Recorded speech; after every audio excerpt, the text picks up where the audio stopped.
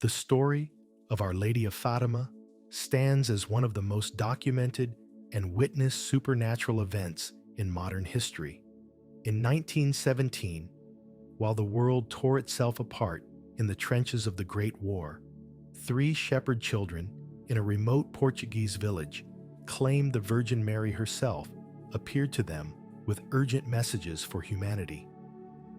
What began as the whispered testimony of three young peasants would culminate in a miracle witnessed by 70,000 people, a solar phenomenon that defied natural explanation and transformed skeptics into believers in a single afternoon. But the story of Fatima isn't just about miraculous apparitions or celestial wonders. It's about faith tested in the crucible of suffering, about children who endured mockery and imprisonment rather than deny what they'd seen, about prophecies that predicted world events with stunning accuracy, and about secrets that wouldn't be fully revealed for decades. It's about a mother's love reaching across the boundary between heaven and earth to warn her children of dangers they couldn't yet see and to offer them hope in humanity's darkest hour. From the sun spinning in the sky to predictions of Russia's errors spreading across the world, from a vision of hell that terrified three children to the mysterious third secret that the Vatican kept hidden for 83 years, the events at Fatima have captivated millions and sparked endless debate between believers and skeptics. The apparitions occurred at a crucial moment in history, when faith was under assault from communism and secularism, when war was reshaping civilization, when humanity needed something to believe in beyond the carnage of battlefields and the collapse of old certainties. Now, if you're drawn into this story, I'd genuinely appreciate a quick like or maybe even a subscribe. It truly helps more than you'd imagine. I'm always fascinated to hear where you're tuning in from, so leave a comment with your city and what time it's there. There's something beautiful about our little community around the world connecting through these sacred mysteries. All right, let's get settled in. Dim those lights if you can, maybe switch on a fan for that gentle background sound, and let's ease into this evening's journey together. We're going to explore the full story of Fatima, from the angel's preparation of the children to the miracle that shook the world, from the prophecies that came true with stunning precision to the lasting impact that continues shaping Catholic devotion and world events even today. Part 1. Portugal in Crisis and the Angel's Preparation. To understand Fatima, we need to understand Portugal in 1917. The country was in turmoil, caught between tradition and modernity, faith and secularism, stability and chaos. Just 7 years earlier, in 1910, a Republican revolution had overthrown the monarchy and established a militantly anti-clerical government determined to eradicate Catholic influence from Portuguese society. The new regime wasn't content with separating church and state. They wanted to eliminate the church entirely from public life. Religious orders were expelled from Portugal. Church properties were confiscated. Catholic schools were closed. Wearing religious habits in public became illegal. Priests were arrested for celebrating Mass. The government promoted atheism actively, viewing religion as an obstacle to progress and enlightenment. This assault on faith created a crisis for Portugal's deeply Catholic population, especially in rural areas where religion wasn't just belief, but the foundation of community life. People were forced to practice their faith in secret, hiding rosaries and religious images, whispering prayers behind closed doors. The church that had shaped Portuguese identity for centuries was being systematically dismantled by a government that viewed Catholicism as superstition incompatible with modern rationalism.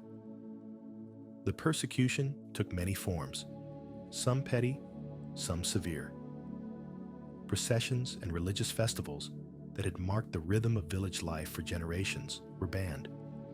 Churches were closed or converted to secular purposes.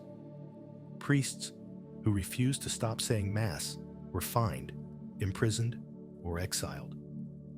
Religious education was forbidden in schools, replaced by mandatory secular instruction that often included explicit anti-Catholic propaganda.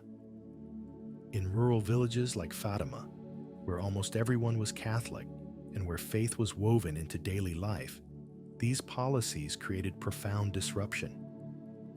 Families continued practicing their religion privately, teaching their children prayers and catechism at home since it couldn't be done in schools. They gathered in homes for illegal masses when brave priests would risk arrest to serve them. They maintained devotion to saints and Mary, despite government ridicule of such practices as backward superstition. The tension between the government's atheistic agenda and the people's deep Catholicism created a society on edge, waiting for something to break. Many faithful Catholics prayed desperately for God to intervene, to send a sign that would revive faith and vindicate their persistence in believing despite mockery and persecution. Beyond religious persecution, Portugal faced economic collapse and political instability. The country had entered World War I in 1916, sending troops to fight in Europe and Africa. The war effort strained an already weak economy. Food shortages became common. Inflation devastated ordinary families. Young men were conscripted and sent to die in foreign trenches for causes they barely understood.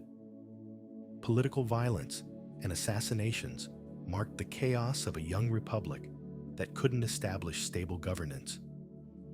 Prime ministers came and went with alarming frequency. Street protests and riots were common in Lisbon and other cities.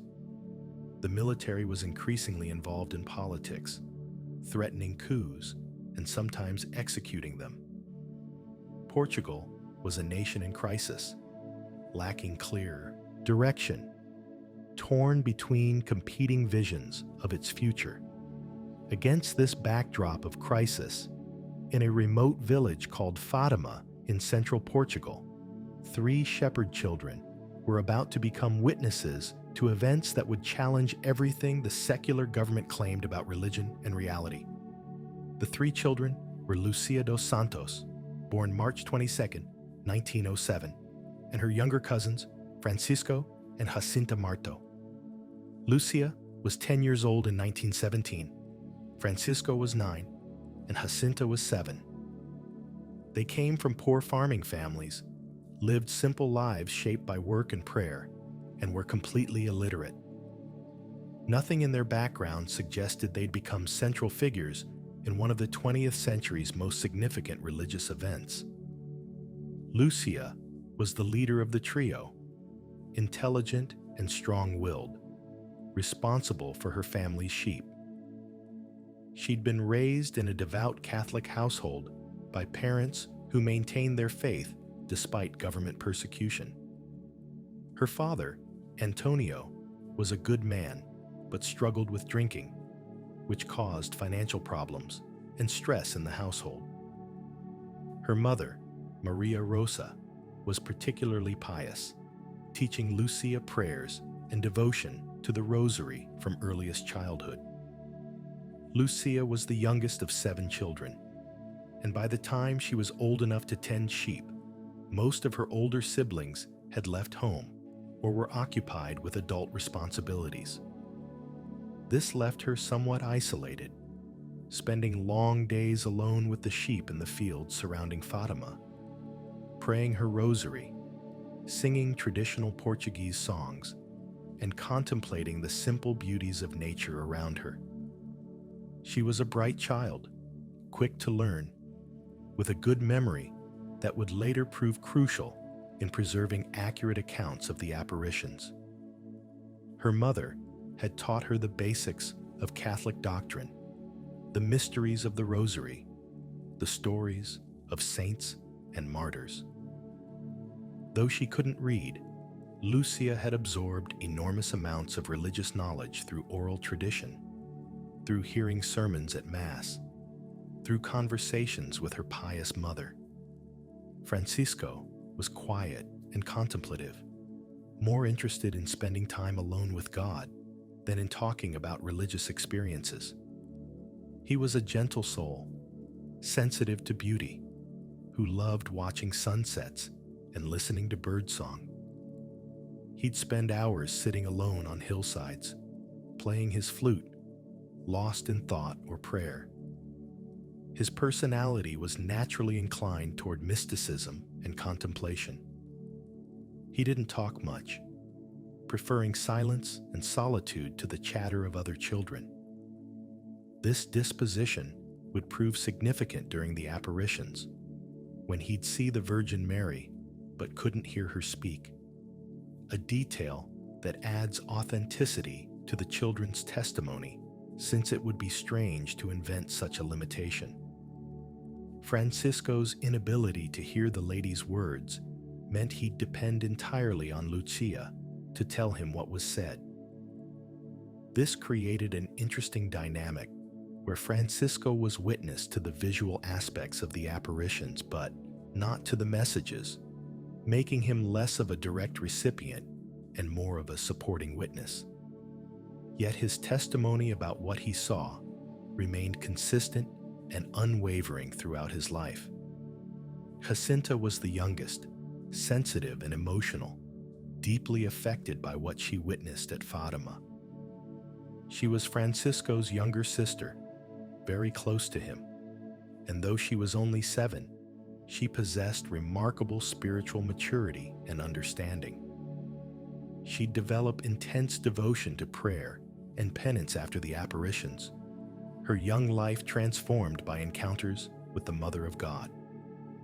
Jacinta was affectionate and loving, quick to cry when moved by joy or sorrow. She loved dancing and singing, playing with other children, being in the sunshine. But after the apparitions, her personality would deepen, becoming more serious, more focused on prayer and sacrifice. The vision of hell in particular would haunt her, driving her to constant intercession for the souls of sinners who might end up there. The 3 children were cousins and close friends, spending their days together, tending their family's sheep in the hills and fields around Fatima. This was typical for poor farming families, where children as young as 6 or 7 were given responsibility for the family's small flocks, taking them out to pasture each day, moving them to different locations where grass was available, bringing them home each evening. These long days in the fields, away from adults, with only each other for company, created a bond between the 3 children. They'd pray together, play games, explore the countryside, and share their thoughts and feelings in the unself-conscious way of children who trust each other completely. This close relationship would prove essential when they'd need to support each other through the trials that would come after they reported the apparitions. The children's preparation for the Fatima apparitions began not with Mary, but with an angel. In 1916, a year before the famous apparitions, an angel appeared to the 3 children 3 times, teaching them prayers and preparing them spiritually for what was coming. These angelic apparitions weren't widely known initially and wouldn't become public knowledge until much later when Lucia wrote about them in her memoirs. But they were crucial in preparing the children's souls for the extraordinary graces they'd received during the Marian apparitions. The first angelic apparition occurred in spring 1916. The children were tending sheep on the slopes of the Quebeco, a hill near Fatima. They'd taken shelter from rain in a rocky hollow, a natural cave-like formation where they could stay dry while the sheep grazed nearby. After the rain stopped, they came out and were playing when suddenly the wind began to blow, despite the rain having stopped, an unusual phenomenon that caught their attention. Looking up, they saw a figure of light approaching from the east, gradually becoming visible as the distance decreased. The figure appeared as a young man, brilliant as crystal reflecting sunlight, beautiful beyond description, radiating a supernatural light that didn't hurt their eyes, but filled them with awe and a certain terror. As the figure came closer, they could distinguish his features more clearly. He appeared to be about 14 or 15 years old, dressed in white, his entire being luminous. The children were frozen in place, unable to speak or move, overwhelmed by the presence of something clearly not human, something from another realm of existence entirely. The angel spoke with calm authority, his voice gentle but commanding. "Don't be afraid. I'm the angel of peace. Pray with me." Then he knelt on the ground, bowing so low his forehead touched the earth, and taught them a prayer. "My God, I believe, I adore, I hope, and I love you. I ask pardon for those who don't believe, don't adore, don't hope, and don't love you." The angel's posture of extreme humility, bowing until his forehead touched the ground, made a profound impression on the children. Here was a heavenly being, infinitely superior to humans, demonstrating the proper attitude of creatures before their creator. The prayer he taught was simple but profound, covering the fundamental acts of faith, adoration, hope, and love, while also including intercession for those who fail in these duties. He repeated this prayer 3 times, slowly and reverently, with the children following along as best they could. Then he stood and said, "Pray this way. The hearts of Jesus and Mary are attentive to the voice of your supplications." Then he disappeared, fading gradually as he'd appeared, leaving the children in a state of supernatural peace mixed with overwhelming awe. The children were overwhelmed by the angel's presence, by a supernatural atmosphere that left them unable to speak or move normally for hours afterward. They remained in the cave, repeating the angel's prayer over and over, feeling an interior compulsion to continue praying. The presence of something holy had touched them so deeply that normal activities seemed impossible for a time. They repeated the angel's prayer constantly for days and weeks afterward, sometimes kneeling for hours in the same position he'd shown them, bowing until their foreheads touched the ground. This was unusual behavior for young children, normally full of energy and playfulness. But the angelic encounter had changed something fundamental in their souls, awakening a deep hunger for prayer and communion with God. The children told no one about this first apparition, feeling an interior prompting to keep it secret. They sensed that what they'd experienced was too sacred to share casually, that speaking about it would somehow diminish it. So they kept silent, pondering the experience in their hearts, continuing to pray the angel's prayer whenever they were alone together with the sheep. The second angelic apparition happened during summer 1916, probably in July or early August. The children were playing near a well in Lucia's family's garden, a stone well with good water that was used for household needs. They were enjoying themselves, running and playing games as children do, when the angel appeared again without warning. This time, his approach was different. He didn't come gradually from a distance, but suddenly appeared beside them, manifesting instantaneously. The children recognized him immediately, the same luminous figure they'd seen months before, the angel of peace who'd taught them to pray. But this time, his manner was more serious, almost reproachful. He said, "What are you doing? Pray. Pray very much.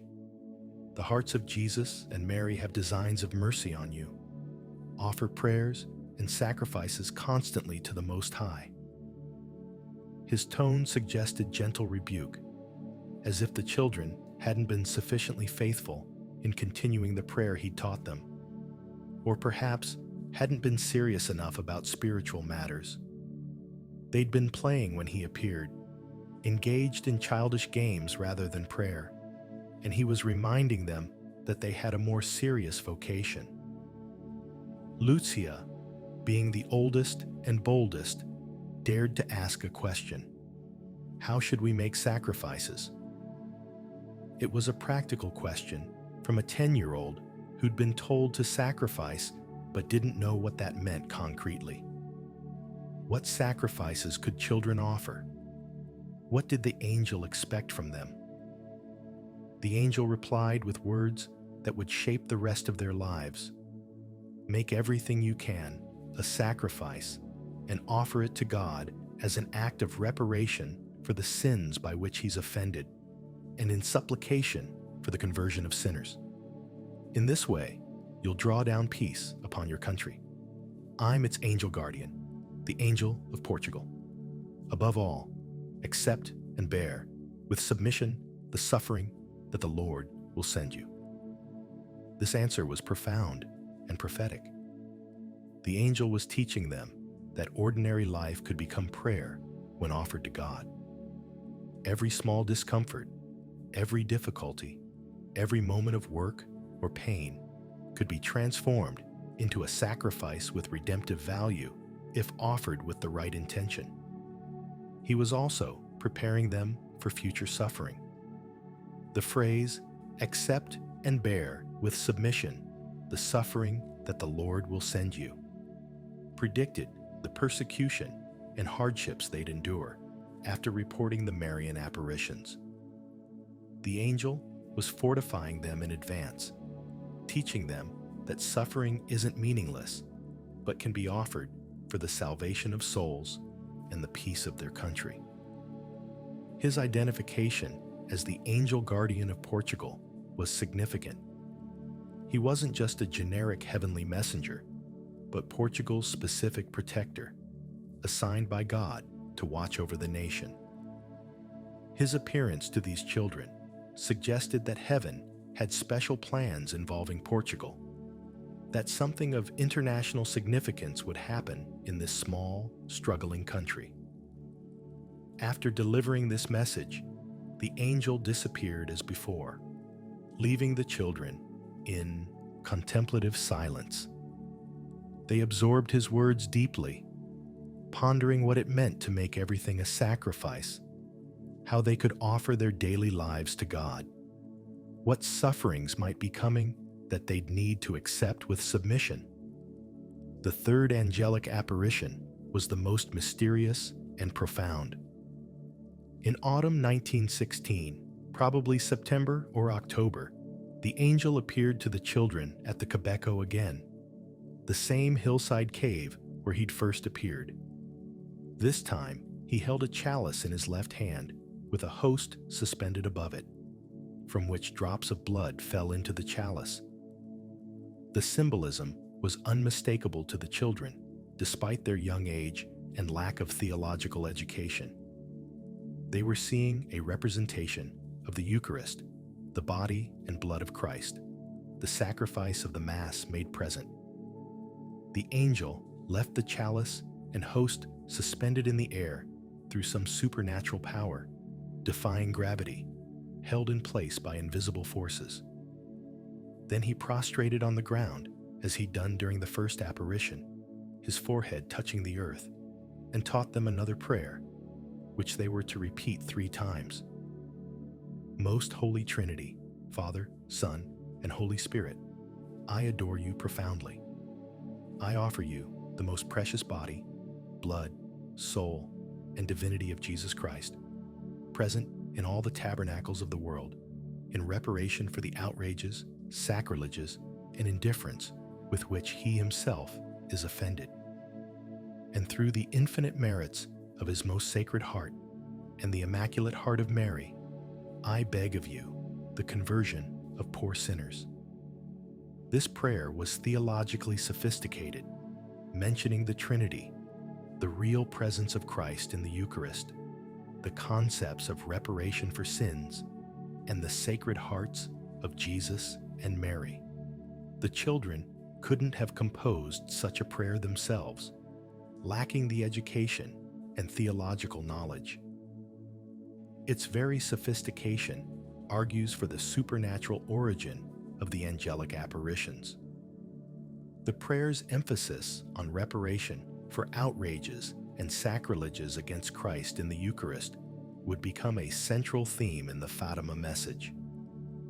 The angel was teaching the children that Christ continues to be offended through sins, particularly through disrespect toward the Eucharist, through sacrilegious communions, through indifference and neglect of the Blessed Sacrament, through the many ways people treat Jesus' real presence with contempt or apathy. After repeating this prayer 3 times in unison with the children, the angel rose, took the chalice and host that had remained suspended in the air, gave the host to Lucia, and divided the contents of the chalice between Jacinta and Francisco, saying as he did so, "Take and drink the body and blood of Jesus Christ, horribly outraged by ungrateful men. Repair their crimes and console your God." This was a remarkable moment.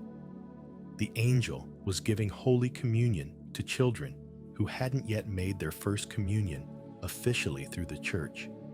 Francisco and Jacinta were receiving the Eucharist for the first time, not in a church ceremony, but from an angel on a hillside. Lucia had already made her first communion at age 6, unusually young even for that era. But this was Francisco and Jacinta's first reception of Jesus in the Blessed Sacrament. The angel's action suggested that heaven itself was preparing these children for their mission outside normal ecclesiastical procedures. When extraordinary graces are needed, God isn't bound by ordinary channels. The angel's authority to administer communion indicated his high rank in the celestial hierarchy, since angels don't normally exercise priestly functions reserved for ordained ministers. The angel's words, "Repair their crimes and console your God," introduced another theme that would be central to Fatima: the idea that God needs consolation from his creatures, that sins cause him suffering that can be soothed by the prayers and sacrifices of faithful souls. This anthropomorphic language, speaking of God needing consolation, shouldn't be taken crudely, but understood as expressing the mystery that God, who's unchangeable in his divine nature, nevertheless enters into genuine relationship with his creatures and is affected by their choices in ways beyond our full comprehension.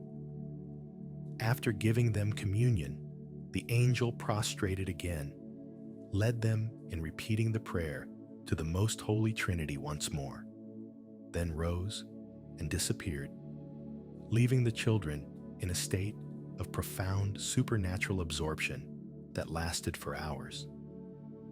They remained in the cave, unable to speak, barely able to move, overwhelmed by the divine presence they'd encountered in the Eucharist given by an angel. These angelic apparitions weren't widely known initially. The children told no one, keeping the experiences private as they'd felt an interior command to remain silent.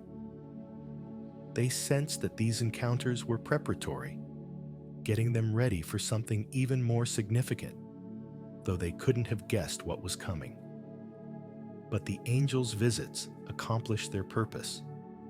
They deepened the children's prayer lives immeasurably, moving them from the conventional piety of Portuguese Catholic children to a profound mystical awareness of God's presence. They taught the children about sacrifice and reparation, preparing them for the sufferings they'd endure after the Marian apparitions.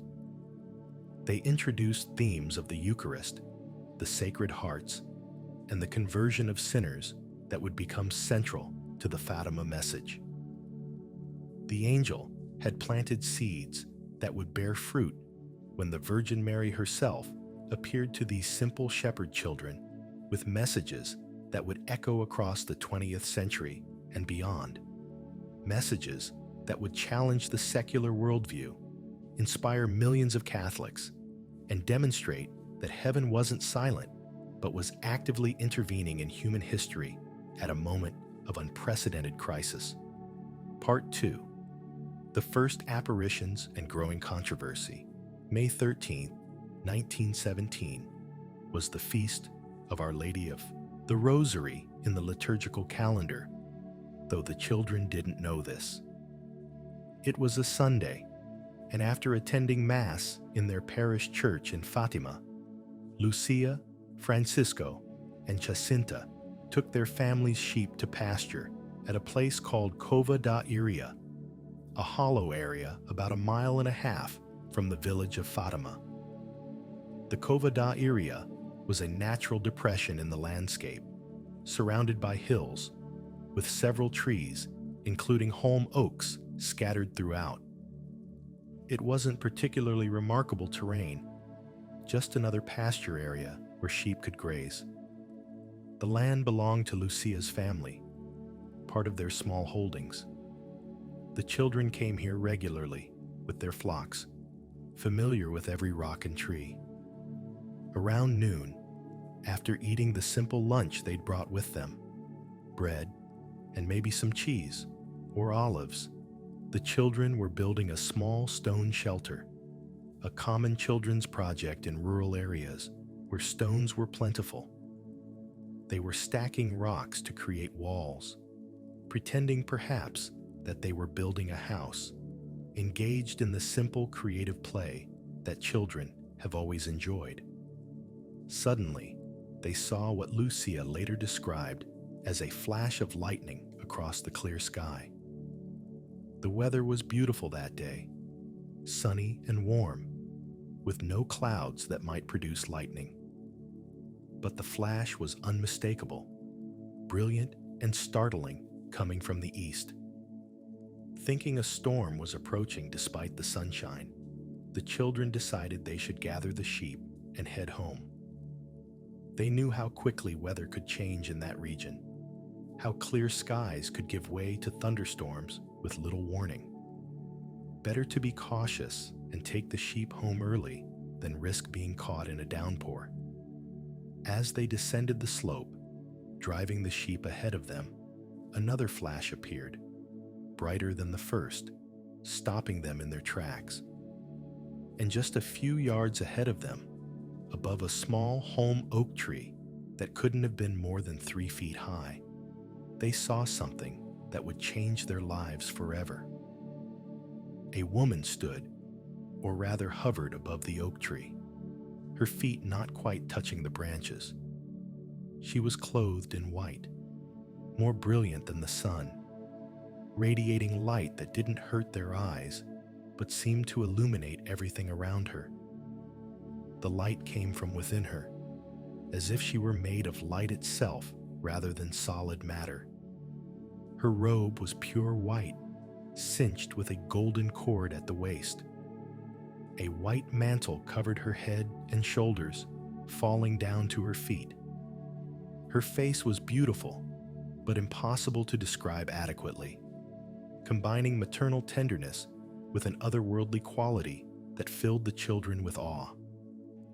She appeared to be about 15 or 16 years old, young, but radiating a dignity and authority that was unmistakable.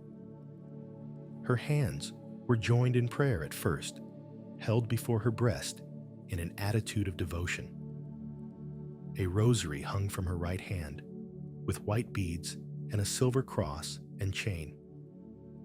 The rosary would become an important element of her message, appearing in every apparition as a visual reminder of the prayer she'd request them to practice. The three children were paralyzed with a mixture of fear and wonder. Francisco saw the lady clearly, but for reasons that would only become clear later, couldn't hear her speak. Jacinta both saw and heard her. Lucia, being the oldest and the one the lady would primarily address, saw and heard everything. Lucia, finding courage despite her terror, managed to speak. She asked, "Where do you come from?" It was a natural question, the first thing one asks of a mysterious stranger, though Lucia probably already suspected this was no ordinary person. The lady replied in a gentle voice that Lucia would later describe as the most beautiful sound she'd ever heard. "I'm from heaven." The answer was simple and direct, confirming what the children's hearts already sensed. This wasn't a human woman, but a heavenly visitor, someone from that other realm they'd been taught about in catechism, the realm where God dwells with his angels and saints. Lucia asked what the lady wanted. The response was clear and direct. "I've come to ask you to come here for 6 months in succession on the 13th day at this same hour. Then I'll tell you who I am and what I want. Afterward, I'll return here yet a 7th time." This answer introduced several important elements. The apparitions would continue monthly on the 13th, the same day of the week and same time. 6 apparitions were promised, with a 7th to come later at an unspecified time. The lady's identity and her full purpose wouldn't be revealed immediately, but gradually over these months. This pattern of gradual revelation was pedagogically sound, allowing the children to absorb each message before receiving more, building their faith and trust progressively. Lucia, emboldened by the lady's gentle manner, asked if she'd go to heaven. The lady smiled and said yes. Lucia was understandably concerned about her eternal destiny, and the lady's assurance must have filled her with joy and relief. She asked about Francisco and Jacinta. The lady confirmed they'd go to heaven too, but added that Francisco would have to say many rosaries. This detail is fascinating because it suggests that even souls destined for heaven need to grow in holiness, need to pray, need to cooperate with grace. Francisco's natural contemplative silence would need to be complemented by the vocal prayer of the rosary, a discipline he'd need to embrace to prepare properly for heaven. Lucia then asked about 2 young women from the village who'd recently died. This was a natural concern in a close-knit community where everyone knew everyone and where death was a frequent visitor given the era's limited medical care. One of the women had died very young, perhaps in her late teens or early 20s. The other had been somewhat older. The lady's answer was sobering. "One was in heaven," she said, "but the other would be in purgatory until the end of the world." This statement introduced the Catholic teaching about purgatory, the intermediate state where souls are purified before entering heaven. The idea that someone could be in purgatory until the end of time, until the final judgment, suggested serious sins or attachments that required extensive purification. The lady's willingness to answer these specific questions about individual souls demonstrated her intimate knowledge of each person's spiritual state, her role as intercessor aware of every soul's condition. It also served as a warning to the children, and through them, to all people, that our choices have eternal consequences, that how we live determines our eternal destiny, that heaven isn't automatic, but requires cooperation with grace. Then the lady asked the crucial question that would define the children's mission. Do you want to offer yourselves to God, to endure all the sufferings that He may choose to send you, as an act of reparation for the sins by which He's offended, and to plead for the conversion of sinners? This was an astonishing question to ask children, particularly such young children.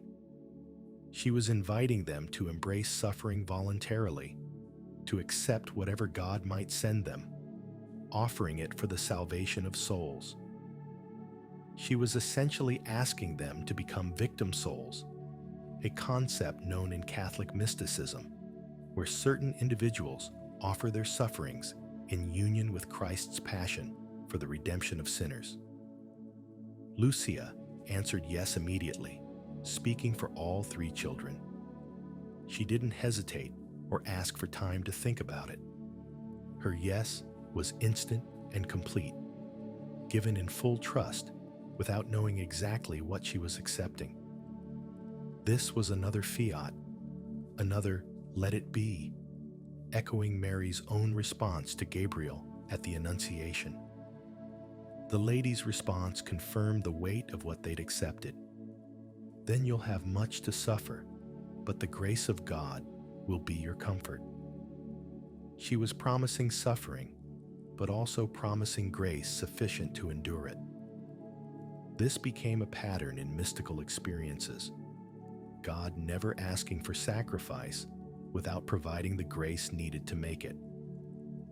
As the lady spoke these words, she opened her hands, and an intense light streamed from her palms toward the children. The light seemed to penetrate their hearts and souls, allowing them to see themselves in God, as if reflected in a mirror. They saw their own souls as God sees them, with all their imperfections and all their potential, immersed in the infinite light that is God Himself. This mystical experience was overwhelming. The children fell to their knees involuntarily, unable to stand in the presence of such intensity. They found themselves repeating interior prayers that seemed to come from the light itself rather than from their own minds. O most holy Trinity, I adore you. My God, I love you in the most blessed sacrament. These weren't prayers they'd memorized or been taught. They welled up from within them, prompted by the grace flooding their souls. The experience lasted only moments, but felt like eternity, giving them a taste of the beatific vision, the direct knowledge of God that the blessed enjoy in heaven. When the light faded and they looked up, the lady was already rising gracefully toward the east, moving without apparent physical movement, gliding smoothly upward and away. The light surrounding her gradually faded as she ascended, becoming a point of brilliance in the distance before finally disappearing in the immensity of the sky. The encounter had lasted perhaps 10 to 15 minutes, though the children would later have difficulty judging time accurately. When you're in the presence of something supernatural, normal temporal awareness becomes distorted. What feels like moments might be longer, or what feels like hours might be only minutes. The children stood in stunned silence, trying to process what had happened. They looked at each other, confirming through eye contact that they'd all seen something, that this wasn't one child's individual vision, but a shared experience. The sheep were grazing peacefully nearby, undisturbed, having noticed nothing unusual. The home oak tree looked the same as before, giving no sign that something miraculous had occurred above it. Francisco was puzzled and slightly distressed that he'd seen the lady, but hadn't heard her speak. He asked Lucia urgently to tell him everything the lady had said, every word she could remember. This would become a pattern throughout the apparitions. Francisco, depending on Lucia to relay the messages he couldn't hear directly. Jacinta was bursting with excitement and could barely contain herself. She wanted to tell everyone immediately, to share the wonderful news that the lady from heaven had appeared to them. Her natural childish enthusiasm overwhelmed any thought of keeping the experience secret. Lucia, being older and more prudent, sensed correctly that revealing what had happened would bring trouble. She urged the other two to keep silent, to tell no one, at least not yet. She understood intuitively that adults would be skeptical, that speaking about apparitions would invite mockery and disbelief. Better to keep quiet and see if the lady returned as she'd promised. But Jacinta couldn't contain her joy. That very evening, she told her mother that they'd seen a beautiful lady from heaven. Jacinta's mother, Olympia, was skeptical at first, thinking the children had imagined something or were playing games. She questioned Jacinta carefully, and the child's insistence and obvious sincerity gave her pause. Jacinta described the lady's appearance in vivid detail: her white dress, her rosary, her beautiful face, the light surrounding her. Olympia mentioned the story to her husband, Manuel Pedro Marto, known as T. Marto, that evening. T. Marto was more inclined to believe than his wife, being a simple man of faith who took religious matters seriously.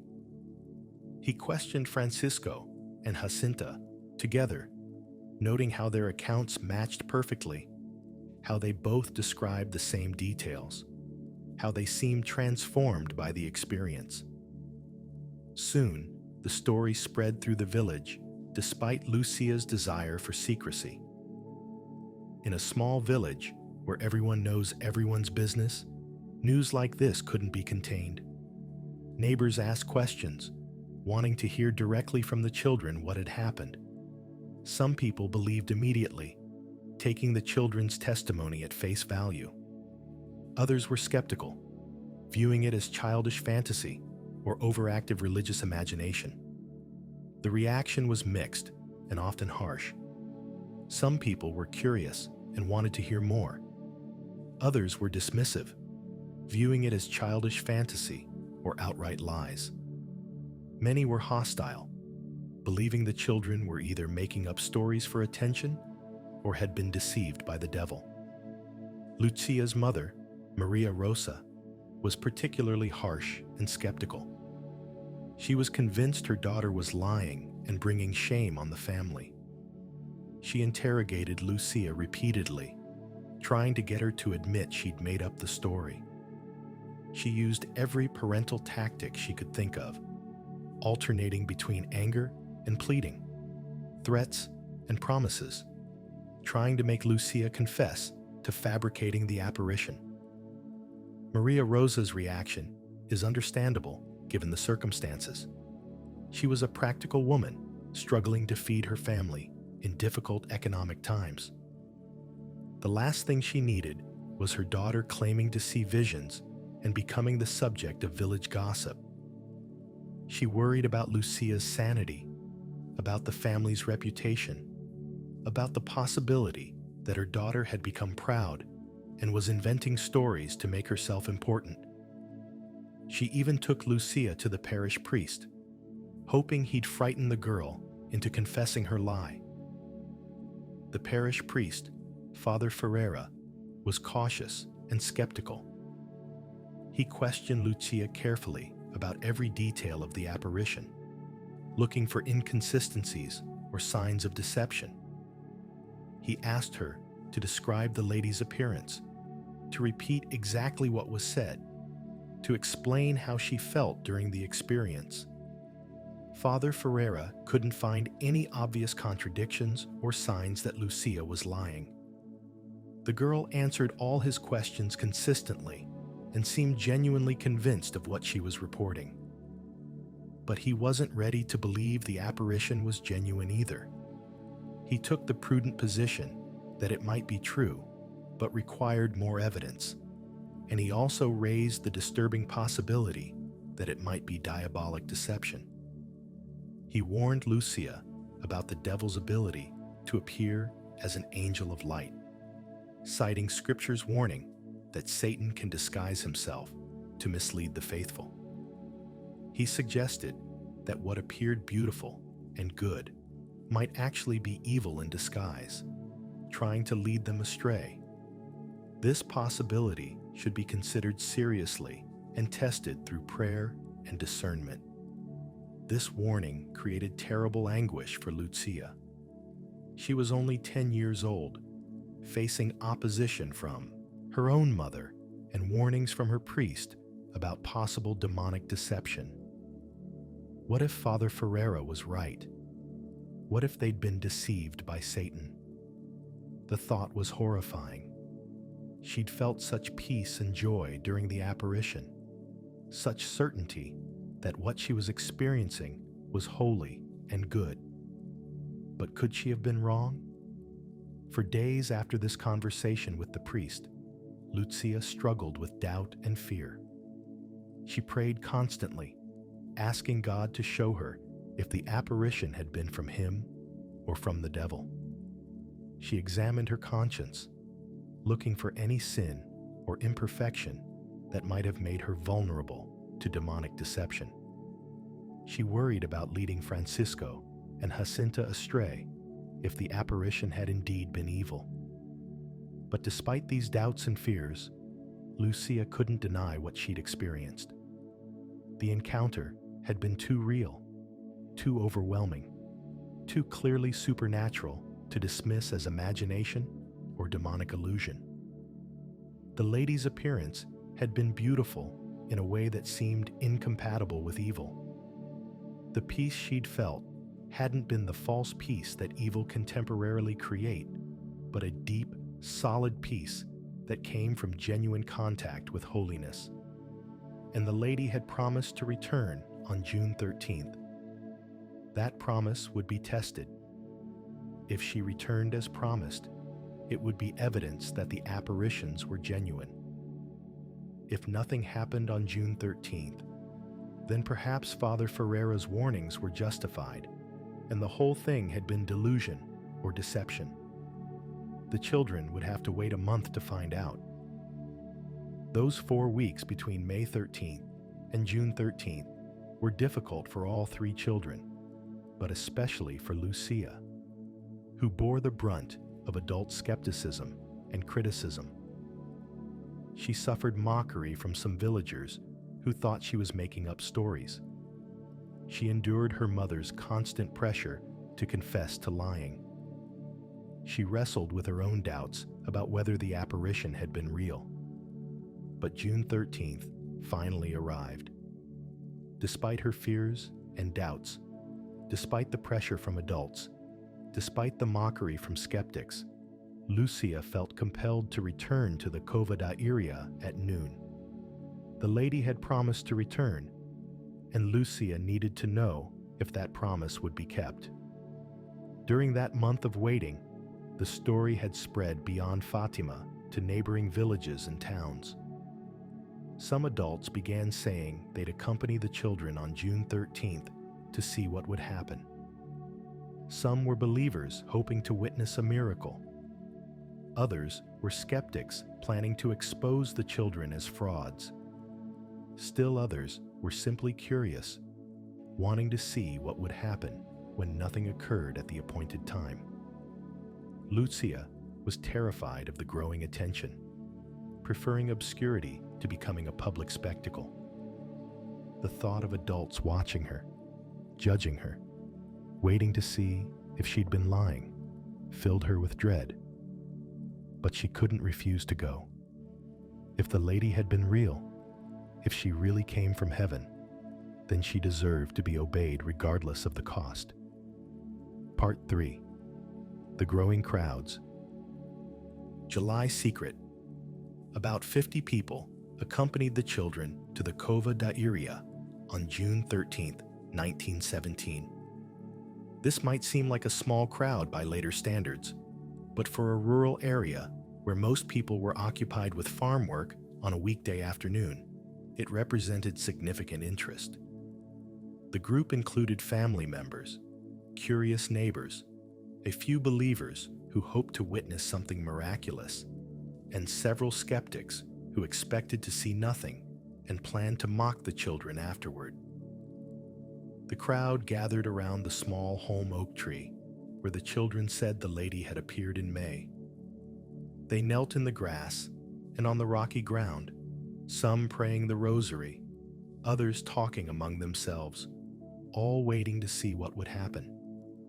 The children stood near the oak tree, nervous under the scrutiny of so many adult eyes.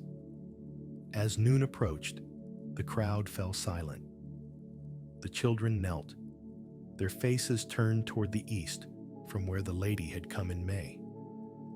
The adults watched them intently, looking for any sign that something was happening. Suddenly, at precisely noon, Lucia stood up quickly and told the crowd to kneel, saying she could see the flash of light that announced the lady's arrival. The adults saw nothing unusual. The sky was clear and blue, the sun shining normally. There was no flash of light visible to them, but they watched as the children's faces changed dramatically. Lucia's face became radiant, as if reflecting invisible light. Her expression transformed from ordinary awareness to something like ecstasy, her eyes fixed on a point above the oak tree that others couldn't see. Francisco and Jacinta's faces showed the same transformation, their entire demeanor changing from that of normal children to something elevated and rapt. The crowd couldn't see or hear the lady, but they could observe the children's reactions, and those reactions were compelling.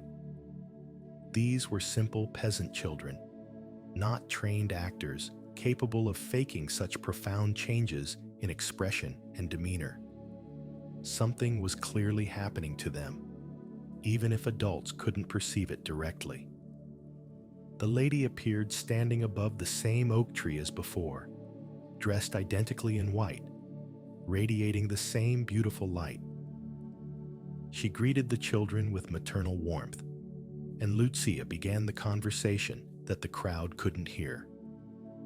The lady told the children several important things during this second apparition. She confirmed that they should continue coming to the cova on the 13th of each month. She asked them to learn to read, addressing this particularly to Lucia and Jacinta, though not to Francisco. This request was practical, since literacy would later help Lucia write accounts of the apparitions and share the Fatima message more widely.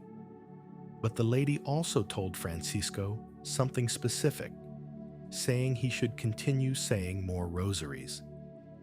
This confirmed what she'd said in May about Francisco needing many rosaries. His natural contemplative silence needed to be balanced with the vocal prayer of the rosary, a discipline that would help him grow in holiness and prepare for his early death. The lady asked them to come on the 13th of the following month and to pray the rosary every day for peace in the world and the end of the war. This was the first explicit mention of World War I, which was then raging across Europe. Portugal had entered the war in 1916, and Portuguese soldiers were fighting and dying in the trenches. The lady's request to pray for the war's end showed that heaven cared about human suffering, that prayer could affect world events, that the children's prayers united with others could help bring peace.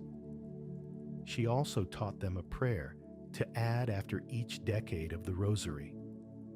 O my Jesus, forgive us our sins, save us from the fires of hell. Lead all souls to heaven, especially those in most need of your mercy.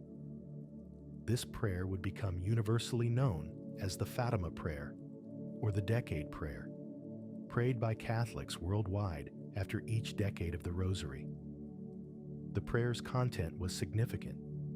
It asked for forgiveness of sins, emphasizing human sinfulness and need for divine mercy.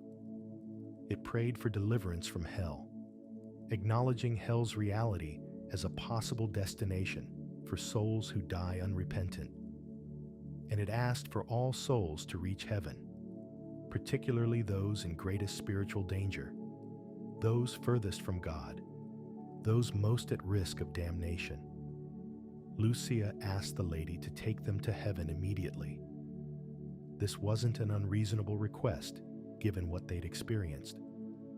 Having seen the lady from heaven, having felt the overwhelming peace and joy of her presence, the children naturally wanted to go where she came from, rather than remaining in this world of suffering and difficulty.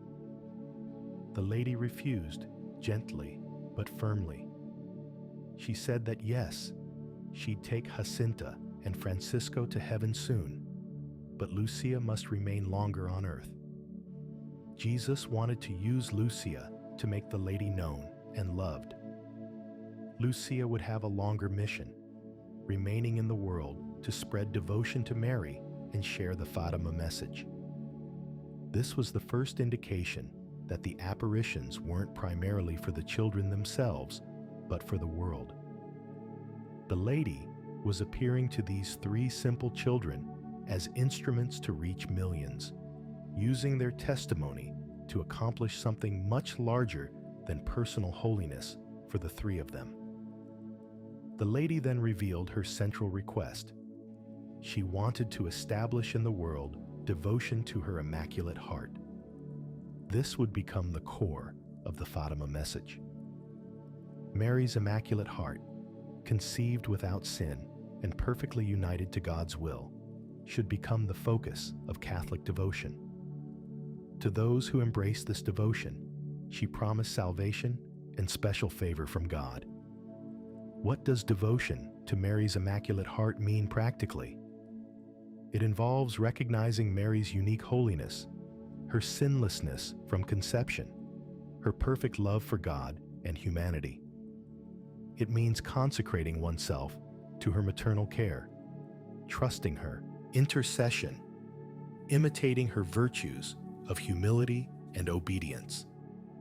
It includes specific practices like wearing the brown scapular, observing the 5 first Saturdays, and offering reparation for sins that offend her Immaculate Heart. The lady showed the children a vision to help them understand. Opening her hands again, as in the first apparition, she let the light penetrate their hearts. But this time, the children seemed to see themselves immersed in God's infinite light more deeply than before. Before the lady's right hand appeared a heart encircled by thorns, which they understood to be the Immaculate Heart of Mary, pierced by the sins of humanity and needing consolation through devotion and reparation. This image of the Immaculate Heart, surrounded by thorns, became one of the most recognizable symbols of Fatima and of Marian devotion generally.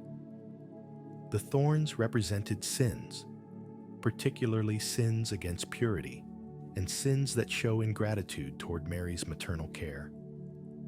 The heart itself represented Mary's perfect love, her compassionate suffering for sinners, her desire to lead all souls to Jesus. The vision emphasized that devotion to Mary isn't an end in itself, but always leads to Jesus. Mary's heart and Jesus' heart are intimately united, both wounded by sin, both seeking the salvation of souls. Devotion to one necessarily involves devotion to the other. When the vision ended, the lady rose and began to ascend toward the east as before. But before she disappeared, she said something that wouldn't be made public until much later. She'd return to ask for the consecration of Russia to her Immaculate Heart and for communion of reparation on the first Saturdays. If these requests were heeded, Russia would be converted and there'd be peace. If not, Russia would spread her errors throughout the world, causing wars and persecutions of the church. The apparition ended with the lady disappearing in the distance. The children came out of their ecstatic state and became aware again of the crowd watching them.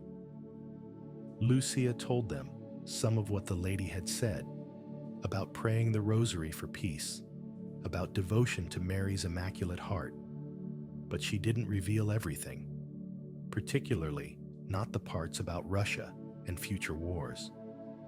The crowd had witnessed strange phenomena, even though they couldn't see the lady directly. Several people reported that the sun seemed to dim slightly during the encounter, becoming less bright and easier to look at.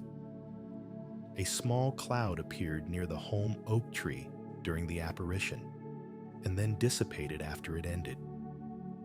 Some heard a faint sound, like distant thunder or buzzing, though others heard nothing unusual. These accompanying phenomena weren't as dramatic as what would happen in October, but they provided some confirmation that something supernatural was occurring. The phenomena couldn't be attributed to the children's imagination or deception, since multiple independent witnesses experienced them, including skeptics who'd come explicitly to debunk the apparitions. The reactions were mixed. Some people were convinced that a miracle was happening, that the Virgin Mary was truly appearing to the children. They'd witnessed the children's transformation during the apparition, heard their consistent testimony, experienced the unusual atmospheric phenomena. They returned home as believers, spreading word of what they'd witnessed. Others remained skeptical, but intrigued. They'd seen something unusual, but weren't ready to conclude it was supernatural. Perhaps there were natural explanations they hadn't thought of. Perhaps the children were honestly mistaken, experiencing some kind of shared hallucination or religious enthusiasm. They were willing to wait and see what would happen at subsequent apparitions before forming definitive opinions. Still others were hostile, convinced the whole thing was either deliberate fraud or diabolical deception. These skeptics mocked the children and their families, accused them of seeking attention or trying to profit from religious gullibility, and worked actively to discredit the apparitions and prevent more people from believing. The controversy grew throughout June and early July as word spread to more distant regions. Newspaper articles began appearing in secular and Catholic publications. Some were sympathetic, reporting the children's claims neutrally and noting the unusual phenomena witnessed by crowds. Others were hostile, particularly in anti-clerical newspapers that saw the apparitions as religious superstition that needed to be debunked and ridiculed.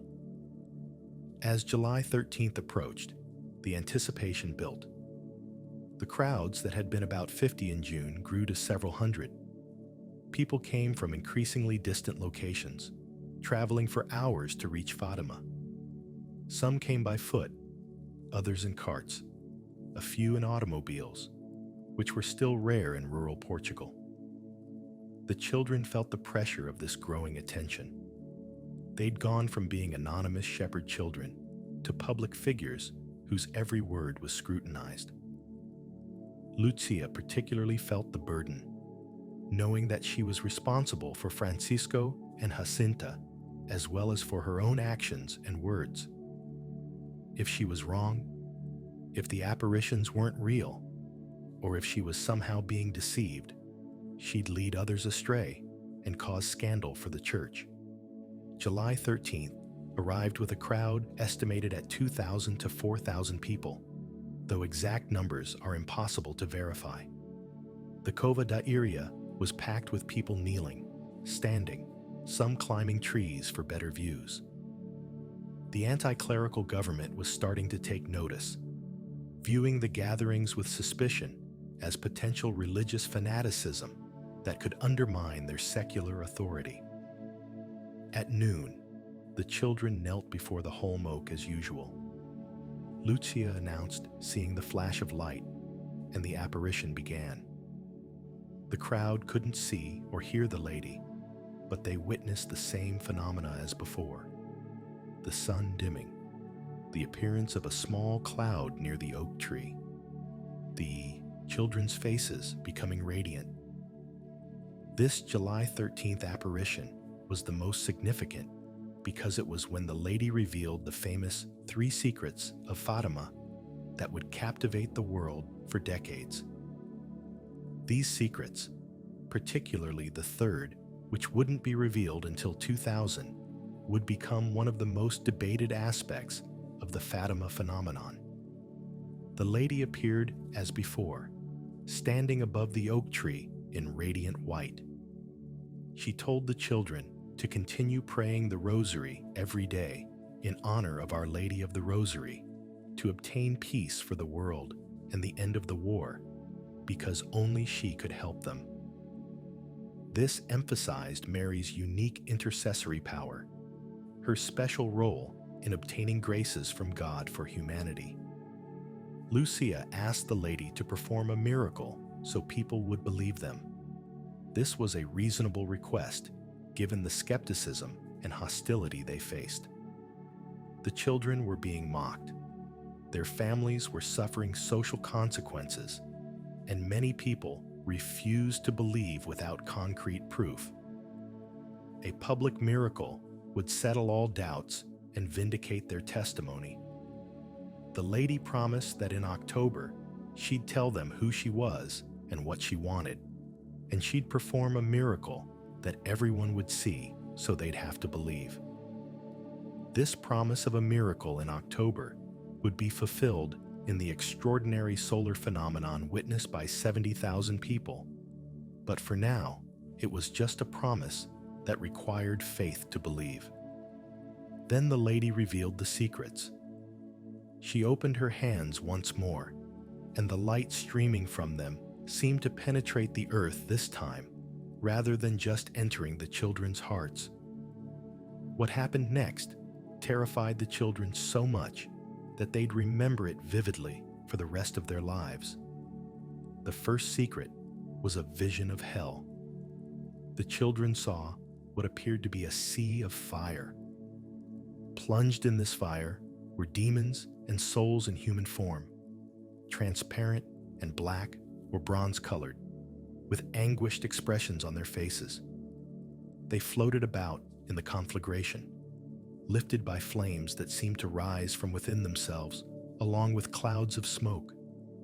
They fell back on all sides like sparks in huge fires, without weight or equilibrium, amid shrieks and groans of pain and despair that horrified the children. The vision lasted only a moment, perhaps a few seconds, but it was so terrible that Jacinta cried out in fear. All 3 children turned pale, trembling with terror.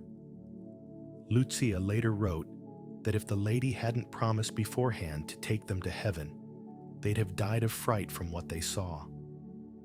The image of demons was particularly striking. They appeared as horrible animals, disgusting and unknown, also black and transparent like burning coals. This wasn't the cartoonish image of red devils with pitchforks that popular culture has created. These were truly terrifying beings, radiating hatred and malice, creatures whose very appearance inspired horror. But worse than the demons were the human souls suffering in hell. These were people, recognizable as human despite their transparent, blackened appearance. They were in agony, shrieking and moaning without hope of relief, without even the hope that their suffering might end. This was damnation, the eternal separation from God that the Church had always taught, but that many modern people had begun to doubt or dismiss as metaphorical. Immediately after showing them hell, while the children were still trembling from what they'd seen. The lady spoke words of both warning and hope. You've seen hell, where the souls of poor sinners go. To save them, God wishes to establish in the world devotion to my immaculate heart. The vision of hell gave urgency to everything else the lady would say. Souls were really going to hell. Damnation was real and terrible beyond imagination. This wasn't metaphorical or symbolic, but actual reality. And God wanted to save souls from this fate through devotion to Mary's Immaculate Heart. The lady continued, "If what I say to you is done, many souls will be saved and there'll be peace. The war is going to end, but if people don't cease offending God, a worse one will break out during the reign of Pius V." This was the beginning of the second secret, a prophecy about future wars. World War I would end, as indeed it did in November 1918, just 15 months after this prophecy. But if humanity didn't repent, if people continued offending God through sin, an even worse war would come during the pontificate of Pope Pius V. This prophecy was remarkably specific. It named a future pope, Pius V, who wouldn't become pope until 1922, 5 years after this apparition. It predicted not just that another war would occur, but that it would be worse than World War I, which seemed almost impossible to believe given the unprecedented carnage of the Great War. And it made this war conditional on human behavior, saying it would happen if people didn't stop offending God. The lady then gave a sign by which they'd know the second war was about to begin. When you see a night illumined by an unknown light, know that this is the great sign given you by God, that He's about to punish the world for its crimes by means of war, famine, and persecutions of the Church and of the Holy Father. This sign would appear in 1938, as we'll discuss later, in the form of an extraordinary aurora borealis that lit up the night sky across Europe and was recognized by Lucia as the prophesied sign. The punishment would come through war, famine, and persecution, all of which marked the World War II era with horrifying accuracy. But then the lady revealed what would become the most controversial and debated part of the second secret, her warning and promise about Russia. To prevent this, I'll come to ask for the consecration of Russia to my Immaculate Heart and the communion of reparation on the first Saturdays. If my requests are heeded, Russia will be converted and there'll be peace. If not, she'll spread her errors throughout the world, causing wars and persecutions of the Church. The good will be martyred. The Holy Father will have much to suffer. Various nations will be annihilated. This prophecy about Russia was extraordinary because in July 1917, Russia's future as a communist state spreading atheistic ideology worldwide wasn't at all obvious. Russia was in chaos, having overthrown the Tsar in March 1917. The provisional government was struggling to maintain order amid economic collapse and military defeats. The Bolshevik Revolution that would establish communist control wouldn't occur until November 1917, 4 full months after this apparition. Yet the lady was warning that Russia would spread her errors throughout the world. What errors? In July 1917, this wasn't clear. But with historical hindsight, we can see she was prophesying the spread of communist ideology and Soviet totalitarianism that would dominate much of the 20th century. Russia would indeed spread her errors of atheistic communism to Eastern Europe, China, Southeast Asia, Cuba, Africa, and countless other regions, exactly as prophesied. These errors would cause wars, exactly as predicted. The Korean War, the Vietnam War, communist insurgencies in Latin America and Africa, the Cold War that threatened nuclear holocaust, all stemmed directly or indirectly from the spread of communist ideology from Soviet Russia. The errors would cause persecutions of the church, again, exactly as prophesied. Communist regimes persecuted Christianity with unparalleled ferocity. In the Soviet Union, millions of Christians were imprisoned or executed. Churches were destroyed or converted to secular use. Priests and bishops were martyred by the thousands. The same pattern repeated in China, where Christianity was nearly eradicated, in Vietnam, in North Korea, in Cuba, in every nation where communism took control. The good'll be martyred was fulfilled through the millions of Christians killed under communist regimes. The Holy Father will have much to suffer was fulfilled through the sufferings of popes dealing with communist persecution of the church, the infiltration of communist agents into church structures, and the spiritual crisis brought by atheistic materialism. Various nations will be annihilated was fulfilled either through the Soviet Union's absorption of independent nations into its empire or through the genocides and mass killings that marked communist rule wherever it was established. But the lady didn't end with doom. She gave a promise of hope. In the end, my Immaculate Heart will triumph. The Holy Father will consecrate Russia to me, and she'll be converted, and a period of peace will be granted to the world. This promise would sustain the faithful through all the dark years of the 20th century. No matter how bad things got, no matter how powerful communism became, no matter how much the church suffered, ultimate victory was assured. Mary's Immaculate Heart would triumph. Russia would be converted. Peace would come.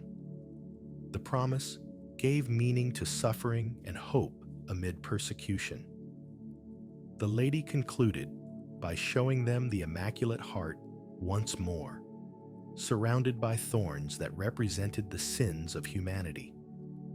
She asked for reparation through devotion to her heart and through the practice of offering communion on the first Saturday of 5 consecutive months in reparation for the sins committed against her Immaculate Heart.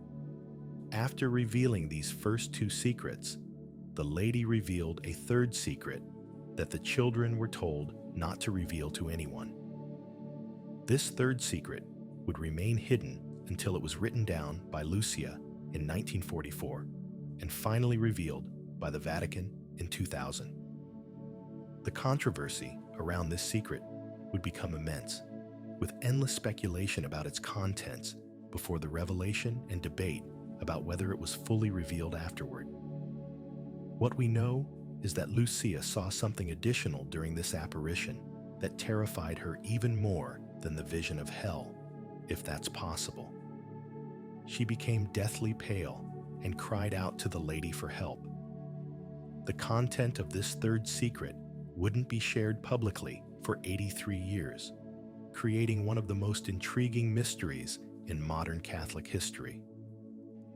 When the apparition ended and the children came back to normal awareness, they were clearly shaken.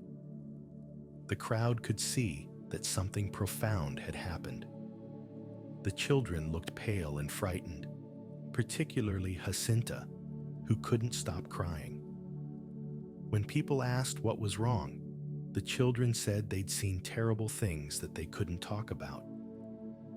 Lucia shared parts of the message with the crowd, telling them about the need to pray the rosary, about devotion to Mary's Immaculate Heart, about the promise that the war would end.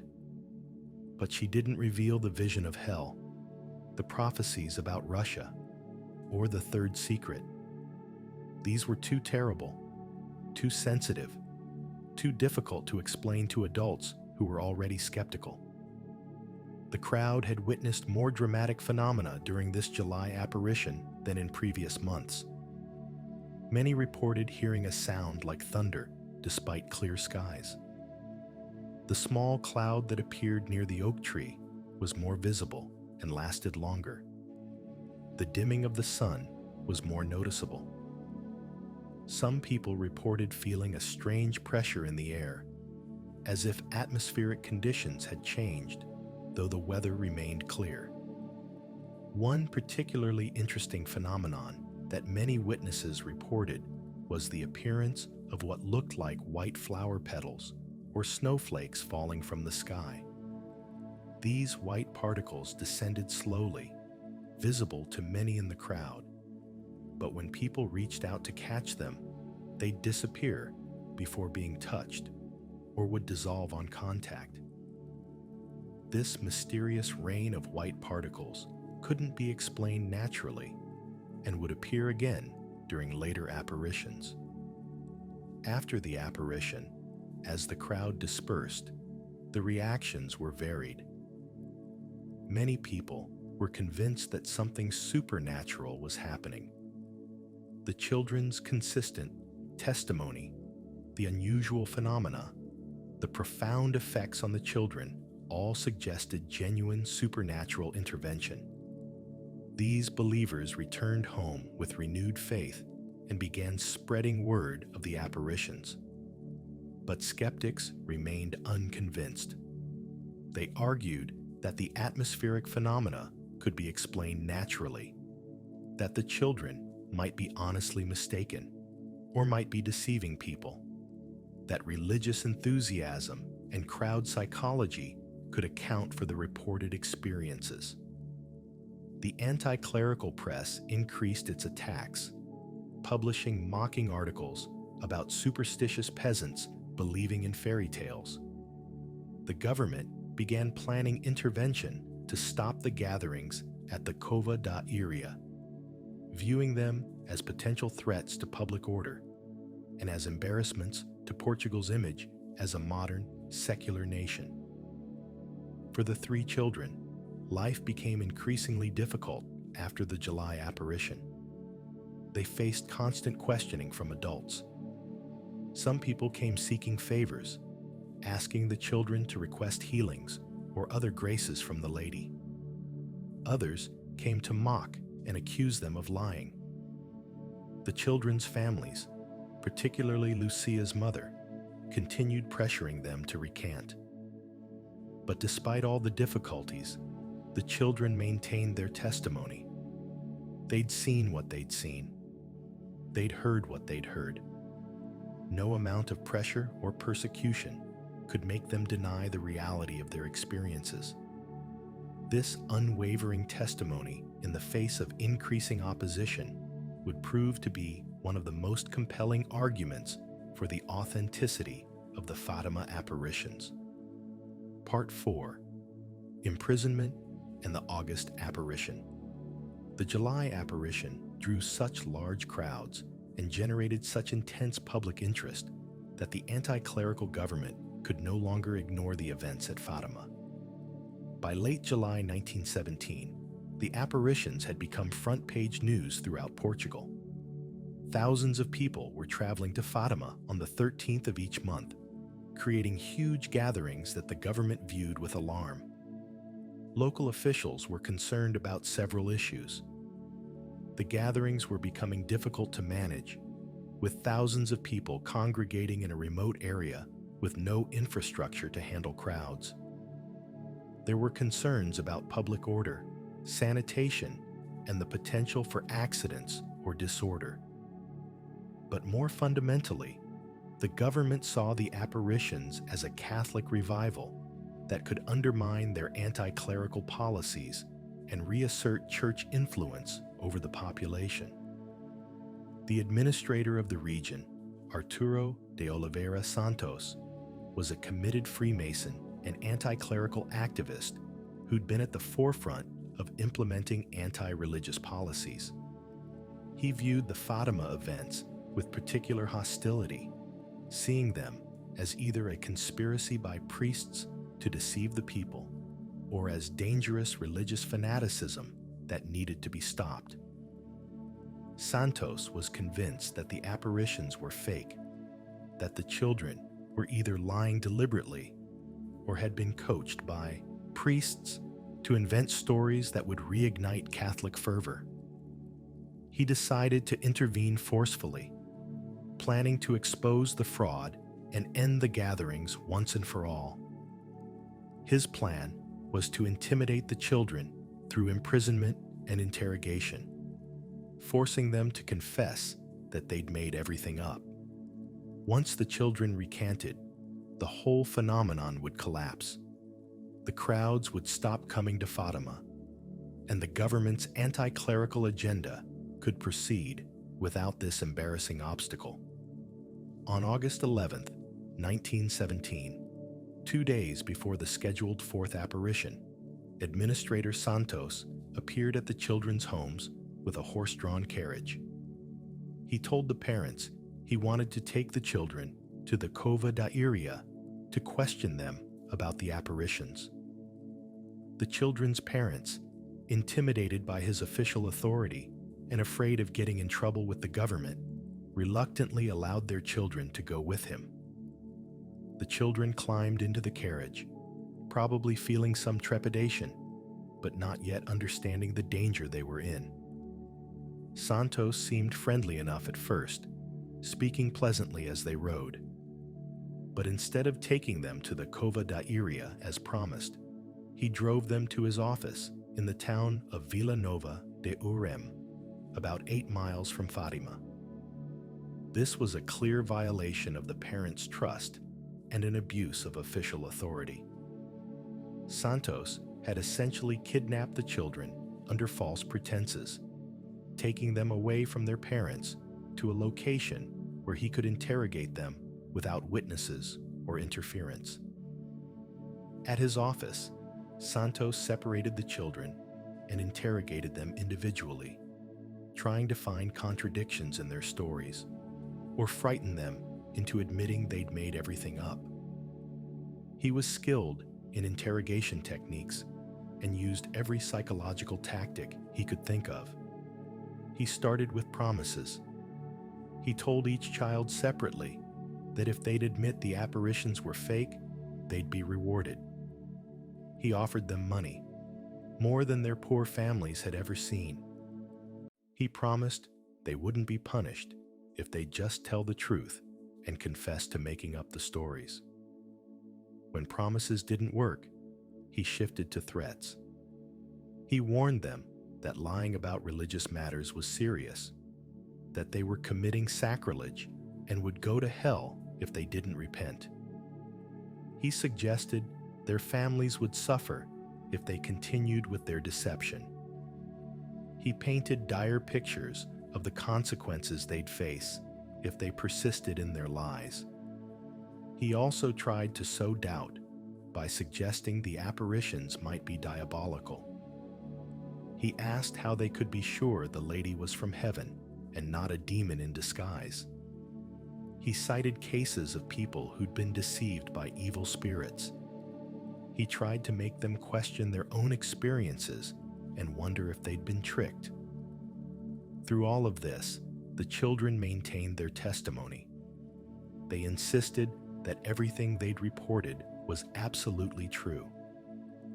They described the lady's appearance in consistent detail.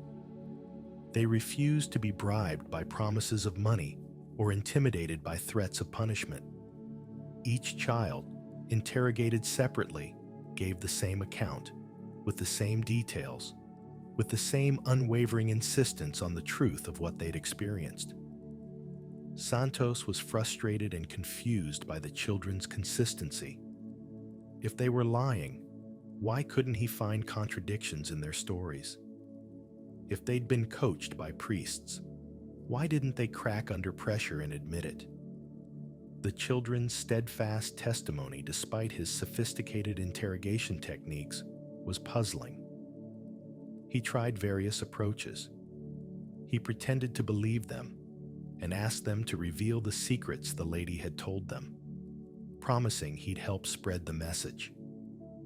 When they refused to reveal the secrets, saying the lady had told them not to, he became angry and accused them of being disobedient and stubborn. He tried to separate them against each other, telling each child that the others had already confessed to lying, so they might as well confess too. But none of the children believed this claim. They knew each other too well and trusted that the others would remain faithful to the truth no matter what. Frustrated by the children's refusal to recant even after hours of interrogation, Santos decided on more severe measures. On August 13th, the day of the scheduled apparition, instead of releasing the children to return home, he kept them in his custody, preventing them from going to the Cova da Iria. This was his masterstroke.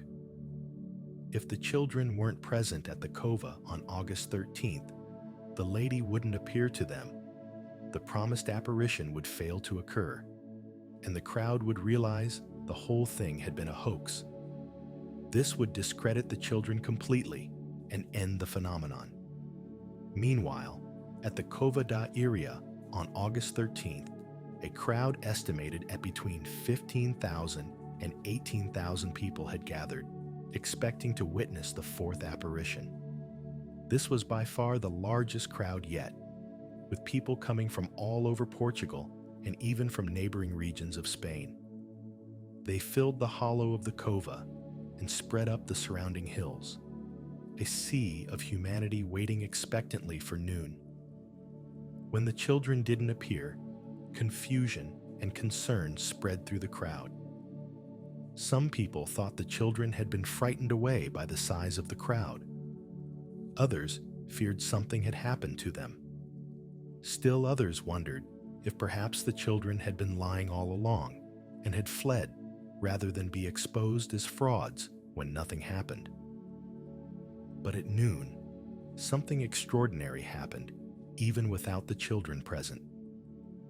Multiple witnesses reported a thunderclap, despite clear skies with no storm clouds. A small, luminous cloud descended and hovered over the holm oak tree for several minutes before rising and disappearing. This was witnessed by thousands of people from varying distances and angles. The sun dimmed noticeably, with many people commenting that they could look directly at it without discomfort. People's faces took on different colors, as if reflecting unseen lights, with witnesses reporting seeing their neighbors' faces turn yellow, blue, pink in rapid succession. The phenomenon lasted approximately 10 minutes and was witnessed by the vast majority of the crowd, including many skeptics who'd come hoping to debunk the apparitions. This was crucial evidence that something genuinely supernatural was occurring at Fatima. The phenomena happened on schedule at the predicted time and place, even though the children who'd reported the apparitions weren't present. This meant the children couldn't be orchestrating elaborate tricks with mirrors or other devices, as some skeptics had suggested. The supernatural phenomena occurred independently of the children's presence. One witness, a priest named Dr. Manuel Nunes Formigao, who'd been investigating the apparitions since July, wrote a detailed account of the atmospheric phenomena he observed. He described the unusual dimming of the sun, the colored lights that seemed to play across the faces of the crowd, the sense of awe and reverence that fell over thousands of people as they witnessed these unexplainable events. The crowd's reaction was mixed. Some people were ecstatic, convinced that even though they couldn't see the children or the lady, heaven had sent a sign confirming the authenticity of the apparitions. They prayed more fervently, thanking God for this evidence of supernatural intervention. Others were confused and disappointed. They'd hoped to see the children, to hear their testimony about what the lady said, to witness the ecstasy that reportedly came over the children during the apparitions.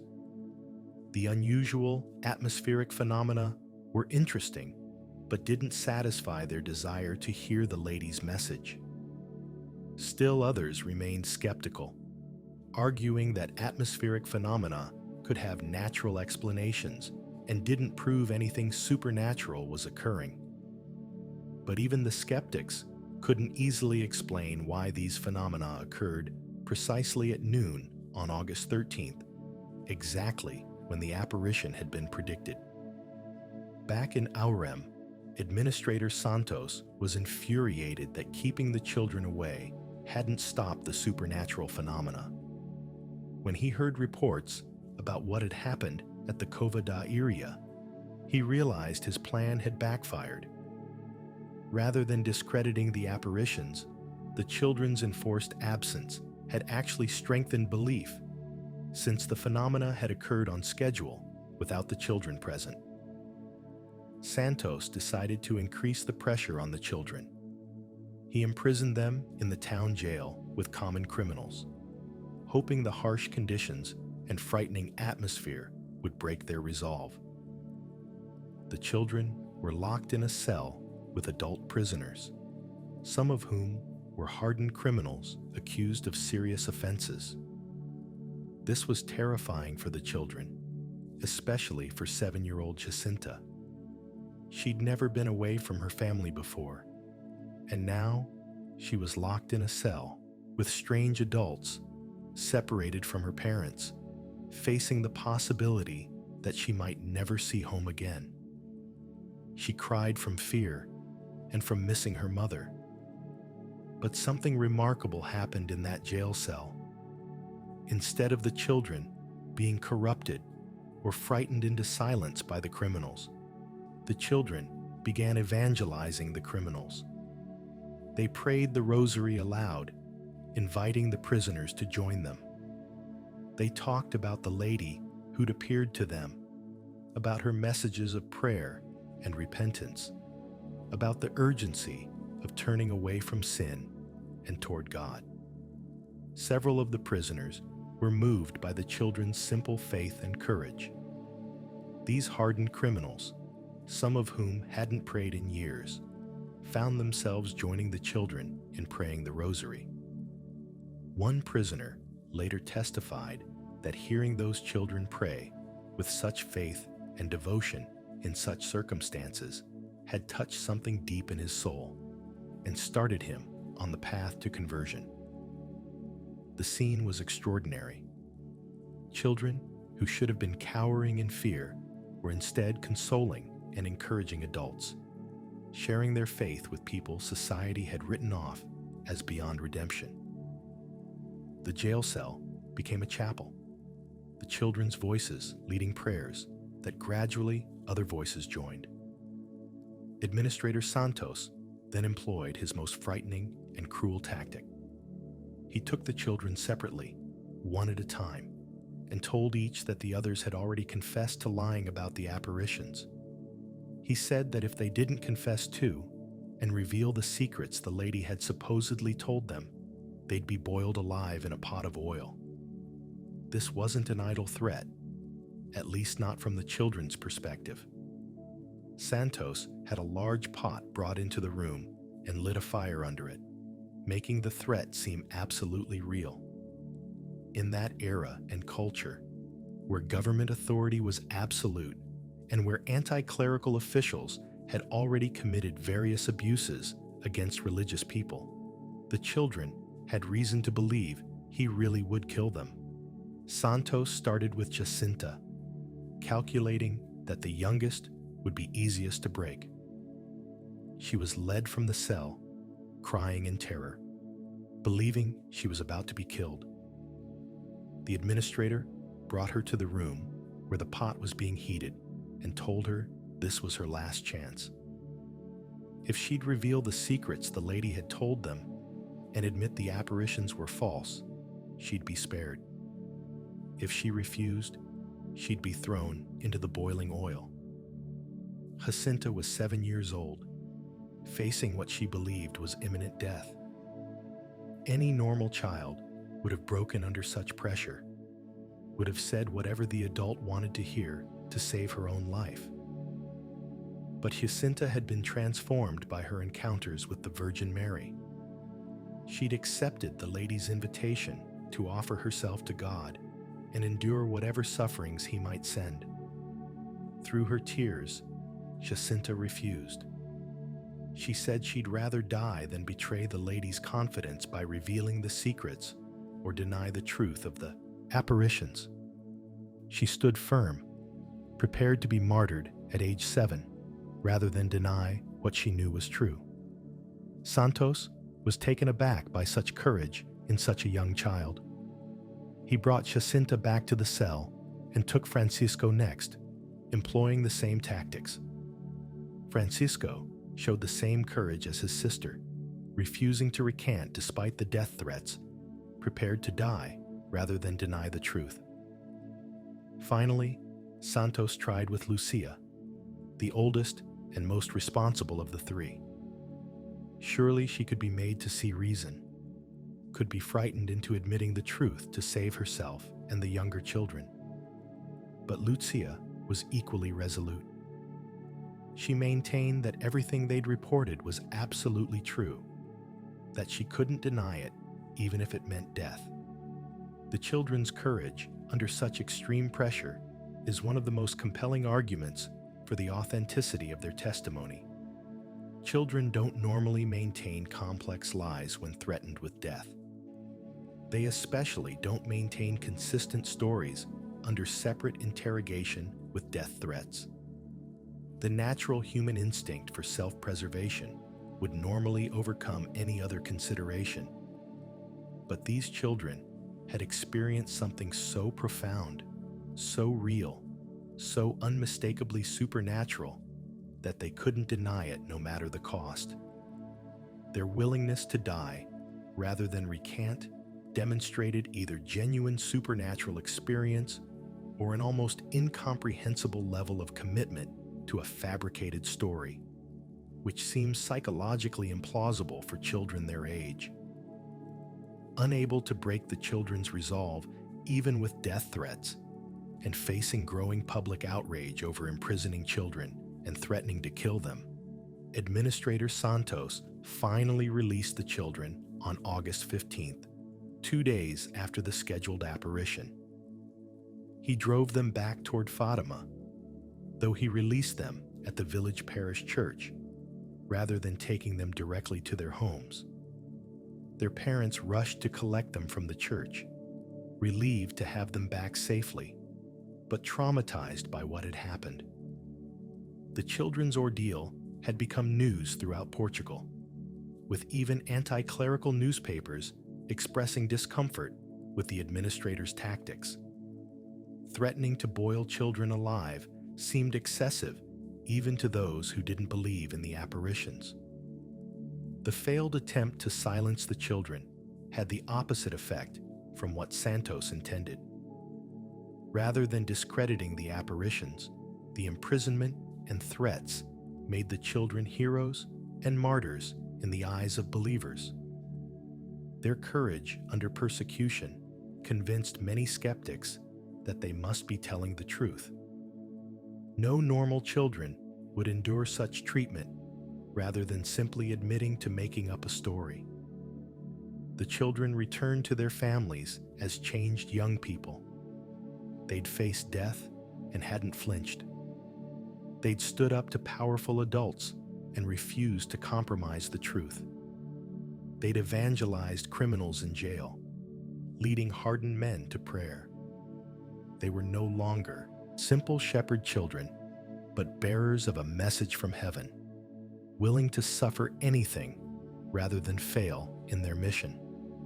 On August 19th, 6 days after the scheduled apparition that they'd missed due to imprisonment, the children were in a place called Valinhos, near Lucia's home. They were with some family members when suddenly they felt the now familiar signs that announced the lady's coming, the sudden dimming of light and the sensation of an approaching presence. The lady appeared unexpectedly, not at the Cova da Iria, but at this different location. She stood above a holm oak tree at Valinhos, appearing exactly as she had in previous apparitions. The children were overjoyed to see her, having feared during their imprisonment that they might never see her again. The lady explained that she'd come to the Cova da Iria on August 13th as promised, but since the children hadn't been there, she was appearing now at Valinhos instead. This confirmed what had been witnessed at the Cova on August 13th. The lady had indeed come as scheduled, even though the children were prevented from being present. She told them to continue coming to the Cova da Iria on the 13th of each month, to continue praying the rosary every day, and confirmed that in October she'd perform the miracle she'd promised so everyone would believe. She said this with emphasis, knowing that the October miracle would be crucial in vindicating the children and converting skeptics. The lady expressed sadness about the August 13th apparition. She said that if the children had been present as expected, the miracle in October would have been even greater. The sacrifices and prayers that were lost because of the administrator's interference had diminished what would be granted. This wasn't a rebuke to the children, who weren't at fault, but a statement about the real consequences of opposition to God's plans. She emphasized again the importance of prayer and sacrifice for the conversion of sinners. The children's imprisonment and suffering had been valuable precisely because they'd offered it for souls, but even greater graces could have been won if they'd been able to receive the message as planned on August 13th. After this brief apparition at Valinhos, the children cut branches from the tree where the lady had stood.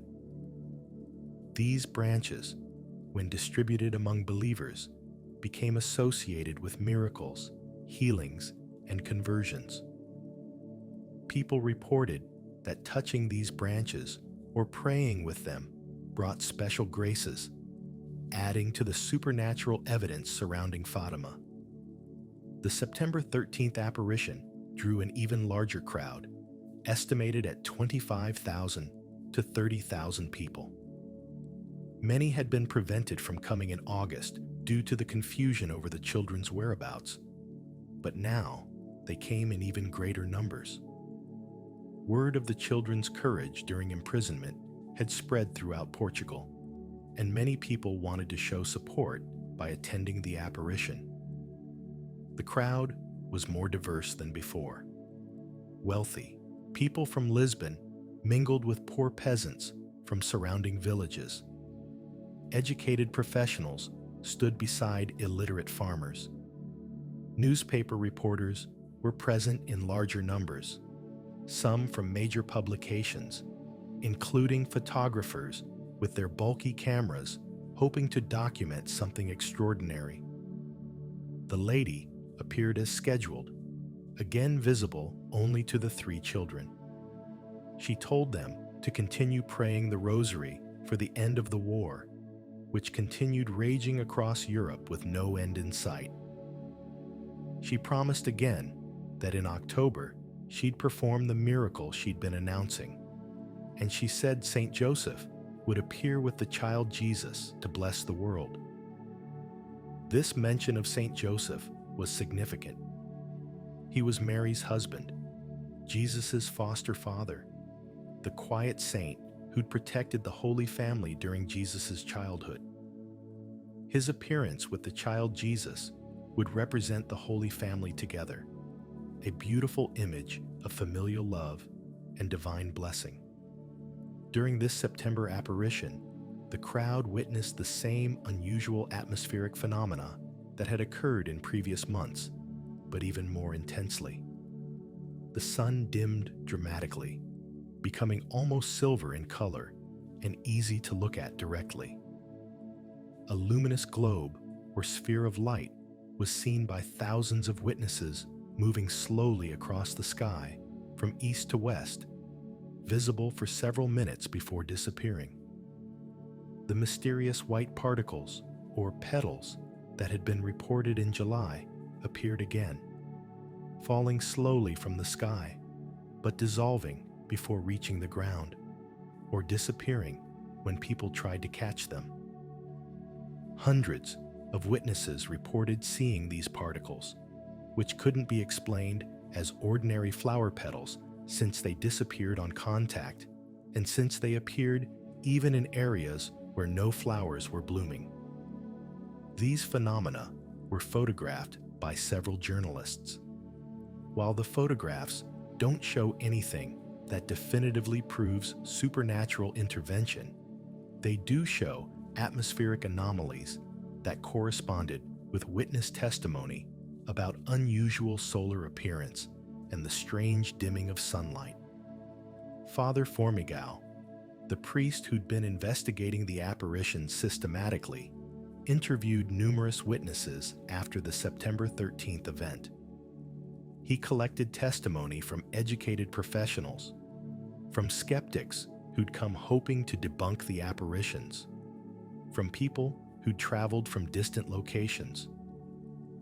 The consistency of their reports about the atmospheric phenomena impressed him, since these people had no obvious motivation to lie, and included many who were initially skeptical.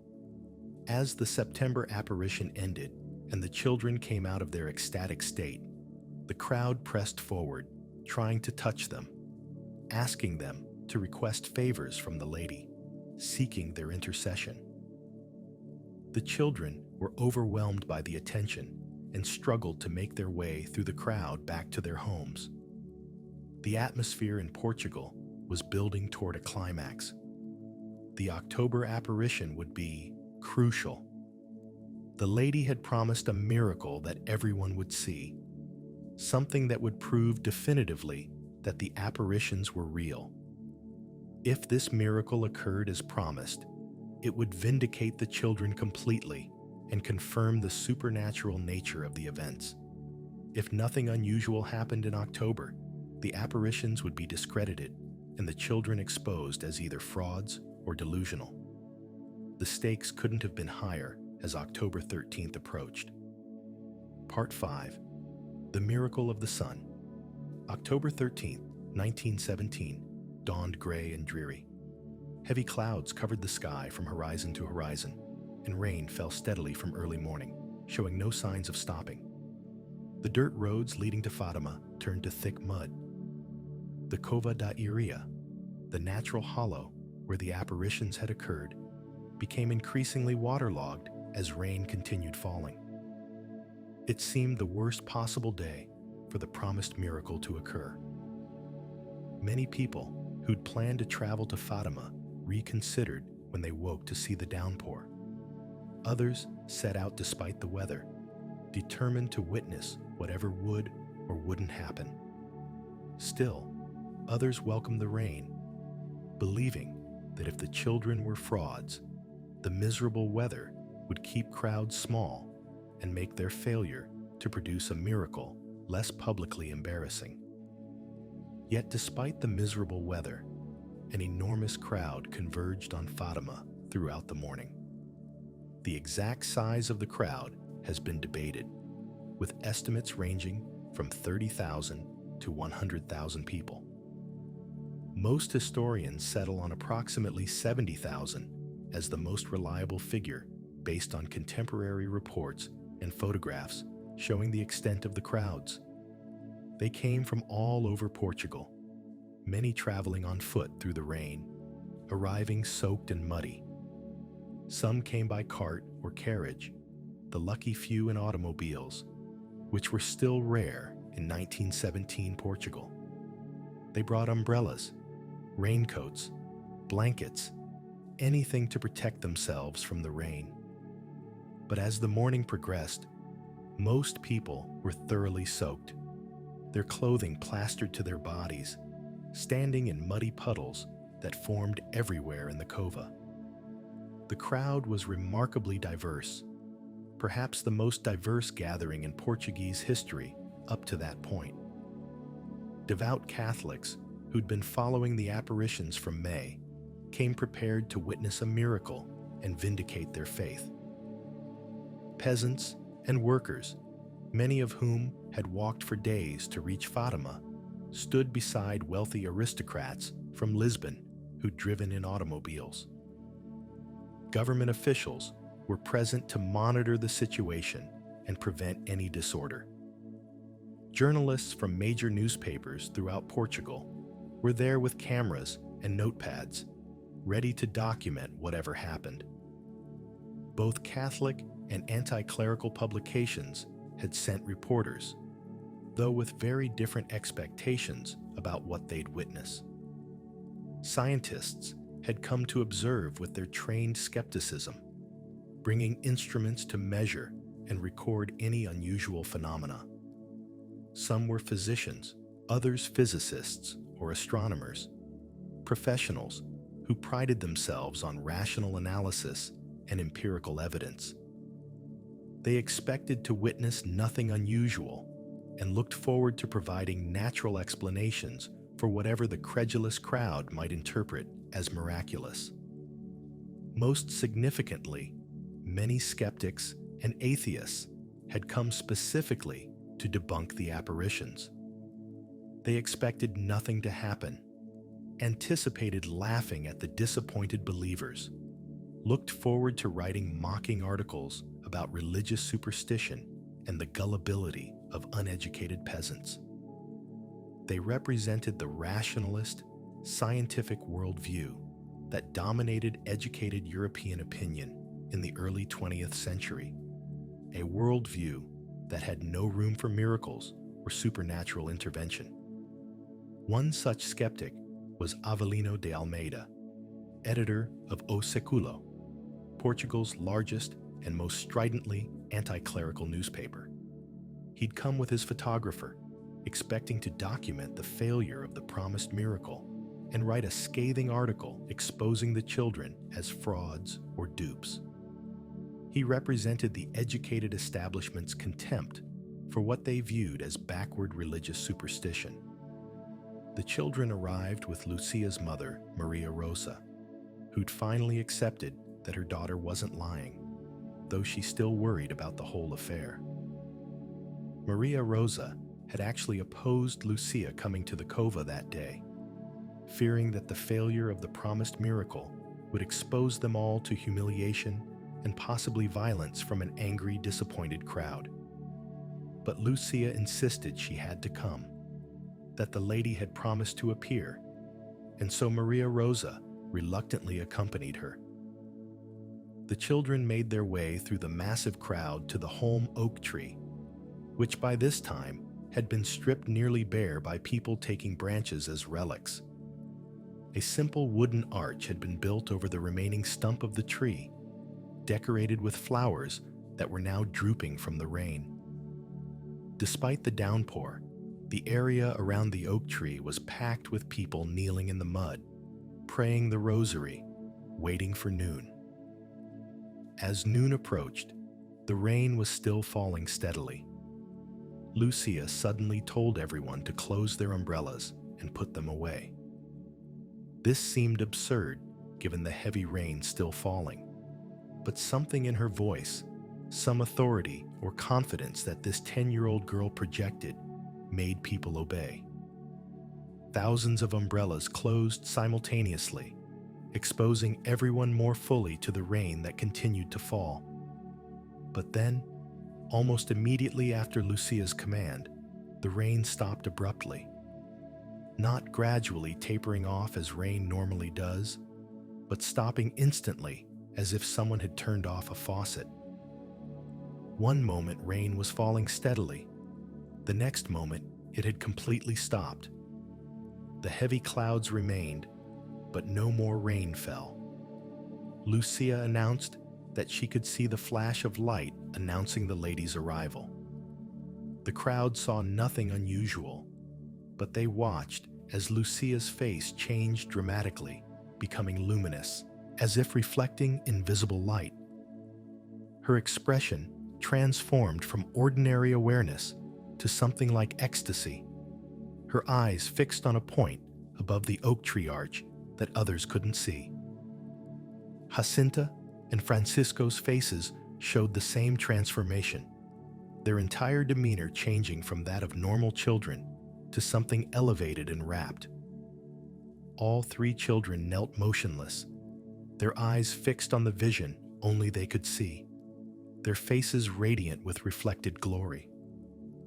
The lady appeared standing above what remained of the oak tree, dressed in white as in previous apparitions, radiating beautiful light.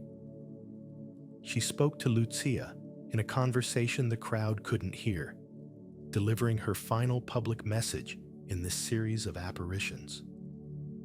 "I'm the Lady of the Rosary." She revealed her identity after 6 months of mysterious appearances. "I've come to warn the faithful, to amend their lives, and ask pardon for their sins. They mustn't offend our Lord anymore, for he's already too much offended. People must say the Rosary. Let them continue to say it every day." Her identification as the Lady of the Rosary tied the apparitions specifically to the Rosary devotion that had been central to her message from the beginning. She'd appeared on the feast of Our Lady of the Rosary back in May, and she'd consistently asked for daily recitation of the Rosary. Now she revealed that this title, Lady of the Rosary, was how she wished to be known in connection with these apparitions. Lucia asked one final time if the lady would grant the petitions of all the people who'd come seeking favors. Throughout the 6 months, countless people had asked the children to present their requests to the lady. Prayers for healing, for the conversion of family members, for help with financial difficulties, for guidance in difficult situations. Lucia was asking on behalf of all these people. The lady replied that she'd grant some petitions, but not others. This was an honest answer. Not all prayers are answered in the way we want, not because God is indifferent, but because his wisdom sees what we cannot.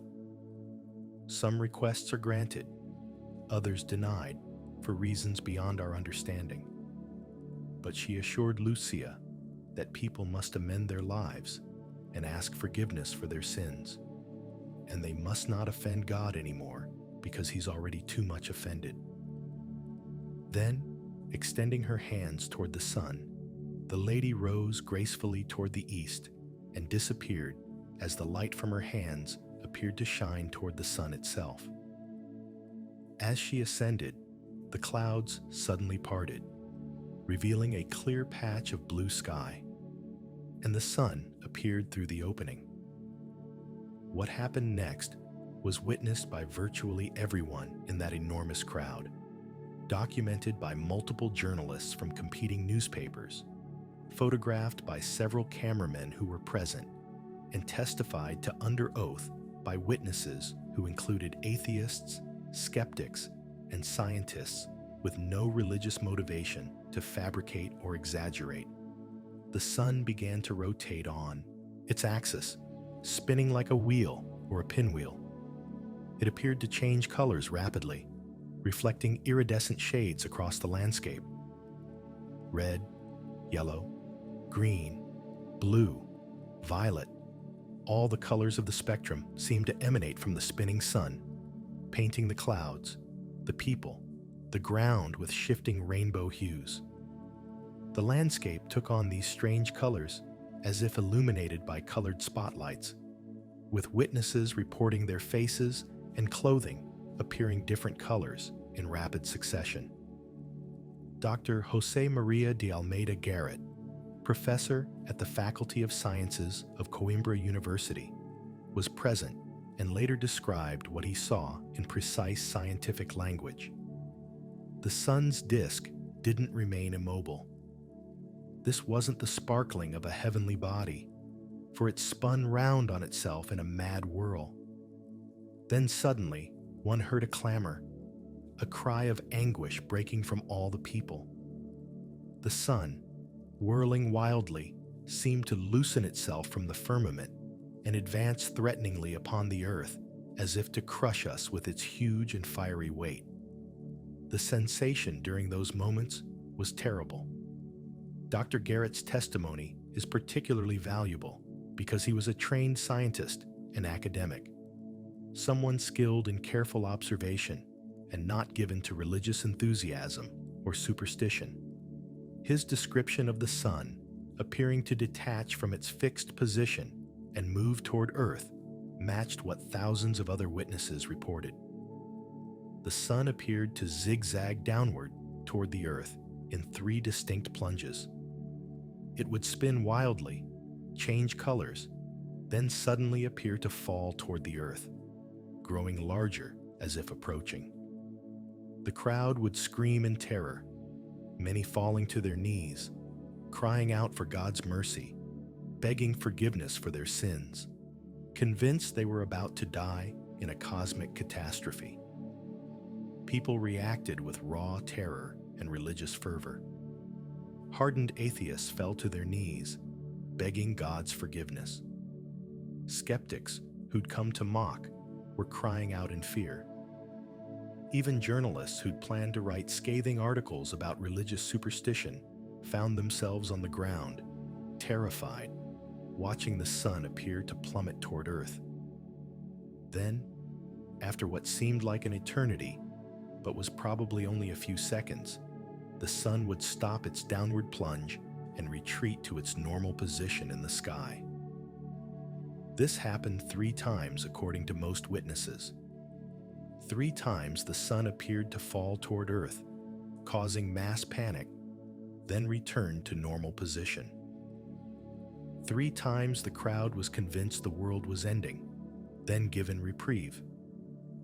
The entire phenomenon lasted approximately 10 to 12 minutes according to most estimates, though witnesses disagreed on exact duration. When you're convinced you're about to die, time perception becomes unreliable. Some witnesses said it lasted only 5 minutes. Others claimed 15 or 20. But most agreed on approximately 10 minutes of the sun behaving in ways that violated all natural laws and normal experience. Then, as suddenly as it began, the sun stopped its gyrations and returned to normal appearance. The strange colors faded. The spinning ceased. The sun resumed its normal fixed position in the sky, appearing exactly as it always did. The clouds closed again over the sky. But remarkably, the rain didn't resume despite the heavy cloud cover. And then everyone discovered something extraordinary that added another layer to the miracle. Their clothes, which had been soaked through after hours in the rain, were completely dry. Not damp, not merely less wet, but completely dry, as if they'd never been wet at all. People touched their clothing in amazement, unable to believe what they were experiencing. The ground had also dried. The Cova da Iria, which had been a muddy swamp just minutes before, was now dry earth. The puddles had disappeared. The mud had solidified. It was as if the rain had never fallen, as if the last several hours of downpour had been erased from physical reality. This instantaneous drying of clothing and ground was perhaps more difficult to explain naturally than even the solar phenomena. The sun's appearance might possibly be explained by atmospheric effects or optical illusions, however unlikely. But thousands of people soaking wet clothing, becoming instantly bone dry, along with acres of muddy ground suddenly becoming dry earth, has no natural explanation. Evaporation doesn't work that way. Clothing and ground don't dry in seconds, even in intense heat. And there'd been no heat, just normal October weather. The miracle had multiple witnesses writing independent accounts. Avelino de Almeida, the anti-clerical editor who'd come to mock, was forced by intellectual honesty to report what he'd actually witnessed. His article appeared in O Seculo on October 15th, just 2 days after the event, while memory was fresh and before there was time for embellishment or legendary development. His article described the solar phenomenon in detail, including his own observation of the sun spinning, changing colors, and appearing to plunge toward Earth. He noted the terror of the crowd, the cries for mercy, the appearance that the sun, at one moment surrounded with scarlet flame, at another, aureoled in yellow and deep purple, seemed to be in an exceeding fast and whirling movement, at times appearing to be loosened from the sky and to be approaching the earth, strongly radiating heat. Almeida's testimony is particularly valuable because he had every motivation to debunk the miracle. His newspaper was anti-clerical. His readers expected mockery of religious superstition, and his career as a rational, skeptical journalist was on the line. Yet he felt compelled to report honestly what he'd witnessed, even knowing it would surprise and perhaps dismay his readership. Other journalists confirmed Almeida's account. Reporters from multiple competing newspapers, including both Catholic and secular publications, wrote similar descriptions of the solar phenomena. Their accounts matched in essential details, even though they'd been observing from different locations and had different theological assumptions and expectations. The phenomenon was visible from many miles around Fatima. People who weren't at the Cova da Iria, but were in surrounding towns and villages, some as far as 30 or 40 miles away, saw the sun behaving strangely at the same time. This meant it wasn't merely a localized atmospheric effect affecting only those gathered at Fatima. The phenomenon had geographic extent, visible across a significant region of central Portugal. Scientists and skeptics have tried for over a century to explain the miracle of the sun naturally. Various theories have been proposed: sundog phenomena, optical illusions caused by staring at the sun, mass hysteria, retinal distortion from prolonged sun gazing, atmospheric conditions creating unusual light refraction, even the possibility of a UFO creating false solar appearances. But none of these explanations adequately account for all the documented facts. Sundogs are stationary phenomena that don't move or plunge toward Earth. They occur, in particular, atmospheric conditions that weren't present on October 13th. They don't cause clothing and ground to dry instantly. Optical illusions from staring at the sun are individual experiences that vary from person to person based on retinal physiology. They don't produce uniform observations across 70,000 witnesses. They don't affect people miles away who weren't staring at the sun. They don't show up on photographic film. Yet some photographs from October 13th show unusual solar appearances. Mass hysteria can explain crowd behavior and emotional reactions, but doesn't explain physical phenomena like the drying of clothes and ground. It doesn't explain the consistent reports from witnesses who were skeptics or atheists with no religious motivation to fabricate experiences. It doesn't explain why the phenomena occurred exactly at the time and place predicted months in advance by 3 illiterate children. Atmospheric conditions that might create unusual light refraction don't turn on and off precisely at predicted times. They don't respond to prayers or to the schedule announced by children. They don't dry wet clothing in seconds. They don't typically cause the sun to appear to move from its fixed position in the sky, especially not in 3 distinct plunges toward Earth. The UFO theory, while creative, merely replaces one supernatural explanation with another, and doesn't explain why aliens would choose to appear at exactly the time and place these children predicted months earlier, or why they'd coordinate their appearance with the children's religious experiences. The cumulative evidence points strongly toward genuine supernatural intervention. The miracle was predicted months in advance, not by sophisticated theologians or trained seers, but by three illiterate peasant children.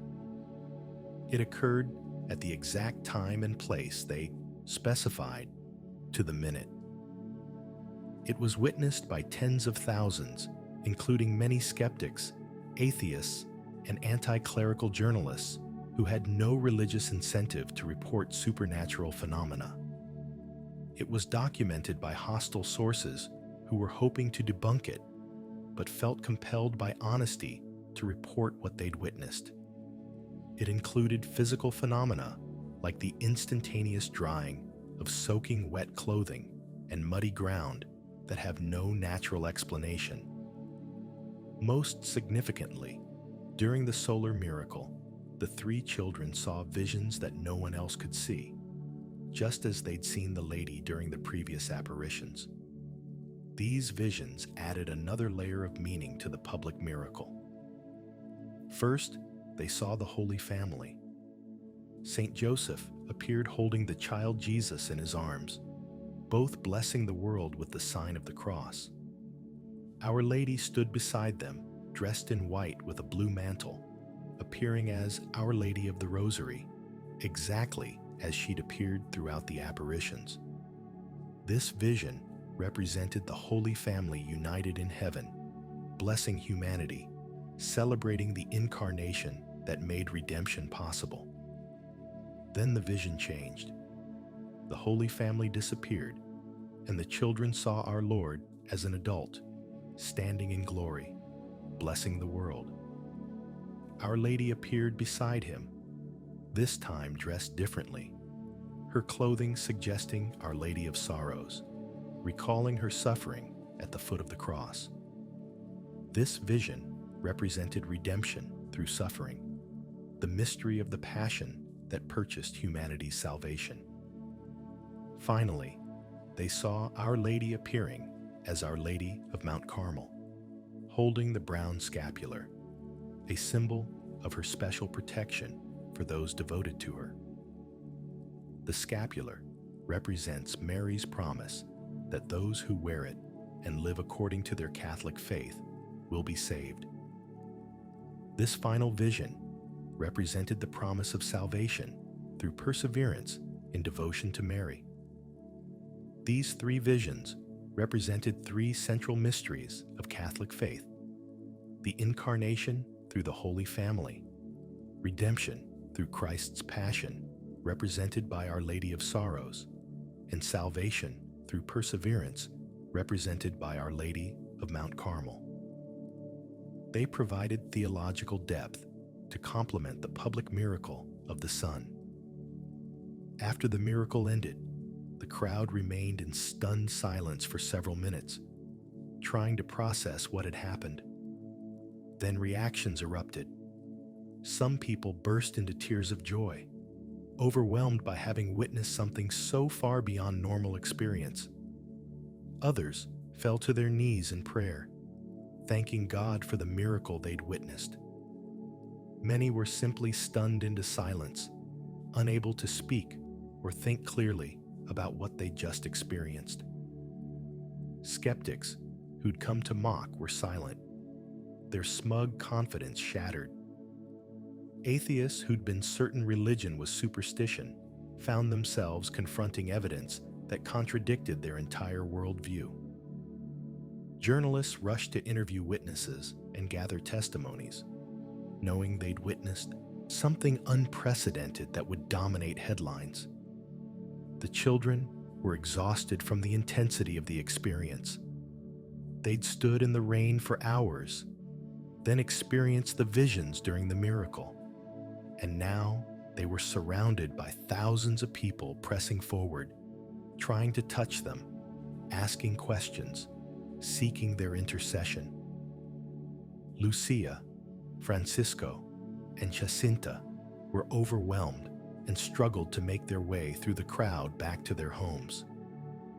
The aftermath of the miracle of the sun was immediate and profound. News spread rapidly throughout Portugal and then internationally. Within days, newspapers around the world were reporting on the extraordinary events at Fatima. Some accounts were sensationalized, others were more sober. But the basic facts couldn't be denied. Something extraordinary had happened that defied natural explanation. For believers, the miracle vindicated everything the children had been saying for 6 months. The lady had promised a miracle that everyone would see, and she delivered spectacularly. The apparitions were confirmed as genuine supernatural events, not childish imagination or clerical conspiracy. The children were heroes and saints, not frauds or dupes. For skeptics, the miracle created a crisis. How could 70,000 people, including trained scientists and hostile journalists, all witness the same inexplicable phenomena? How could wet clothing and muddy ground dry instantly? How had 3 illiterate children predicted this event months in advance? The questions couldn't be easily dismissed. The Catholic Church began its formal investigation of the events, a process that would continue for years. Investigators questioned the children extensively, interviewed thousands of witnesses, consulted scientific experts, and examined every aspect of the apparitions, searching for evidence of fraud or natural explanation. The investigation moved slowly through the Church's careful process of discernment, eventually resulting in official approval of the apparitions as worthy of belief in 1930. But for those who'd witnessed the miracle of the sun on October 13, 1917, no official investigation was necessary. They'd seen with their own eyes something that transcended natural explanation. They'd witnessed heaven breaking through into the natural world, demonstrating that God exists, that miracles are real, that the supernatural dimension isn't just religious fantasy, but genuine reality that can manifest in spectacular, undeniable ways. The miracle of the sun remains one of the best documented supernatural events in history. The combination of prediction months in advance, mass witnessing by tens of thousands, including skeptics and scientists, documentation by hostile sources, physical phenomena that defy natural explanation, and the remarkable consistency of testimony across diverse witnesses makes it extraordinarily difficult to dismiss as fraud, delusion, or natural phenomena misinterpreted through religious enthusiasm. For the Church, and for millions of Catholics worldwide, Fatima became proof that Mary truly appears to her children on earth, that heaven cares about human affairs, that prayer and devotion have real power, and that the supernatural realm isn't distant or inaccessible, but breaks through into ordinary reality at crucial moments in history to deliver messages that humanity desperately needs to hear. The 3 children, whose testimony had been mocked and dismissed for months, were now vindicated. But their mission wasn't complete. The lady had delivered her messages, but those messages needed to be spread throughout the world. And the children themselves would have to live out the consequences of their yes to God's invitation, accepting the suffering that had been promised, offering their lives for the conversion of sinners and the peace of the world. Their stories would unfold differently, but all 3 would remain faithful to the end, keeping the secrets they'd been told to keep, sharing the messages they'd been told to share, and demonstrating through their lives what it means to say yes to God completely, regardless of the cost.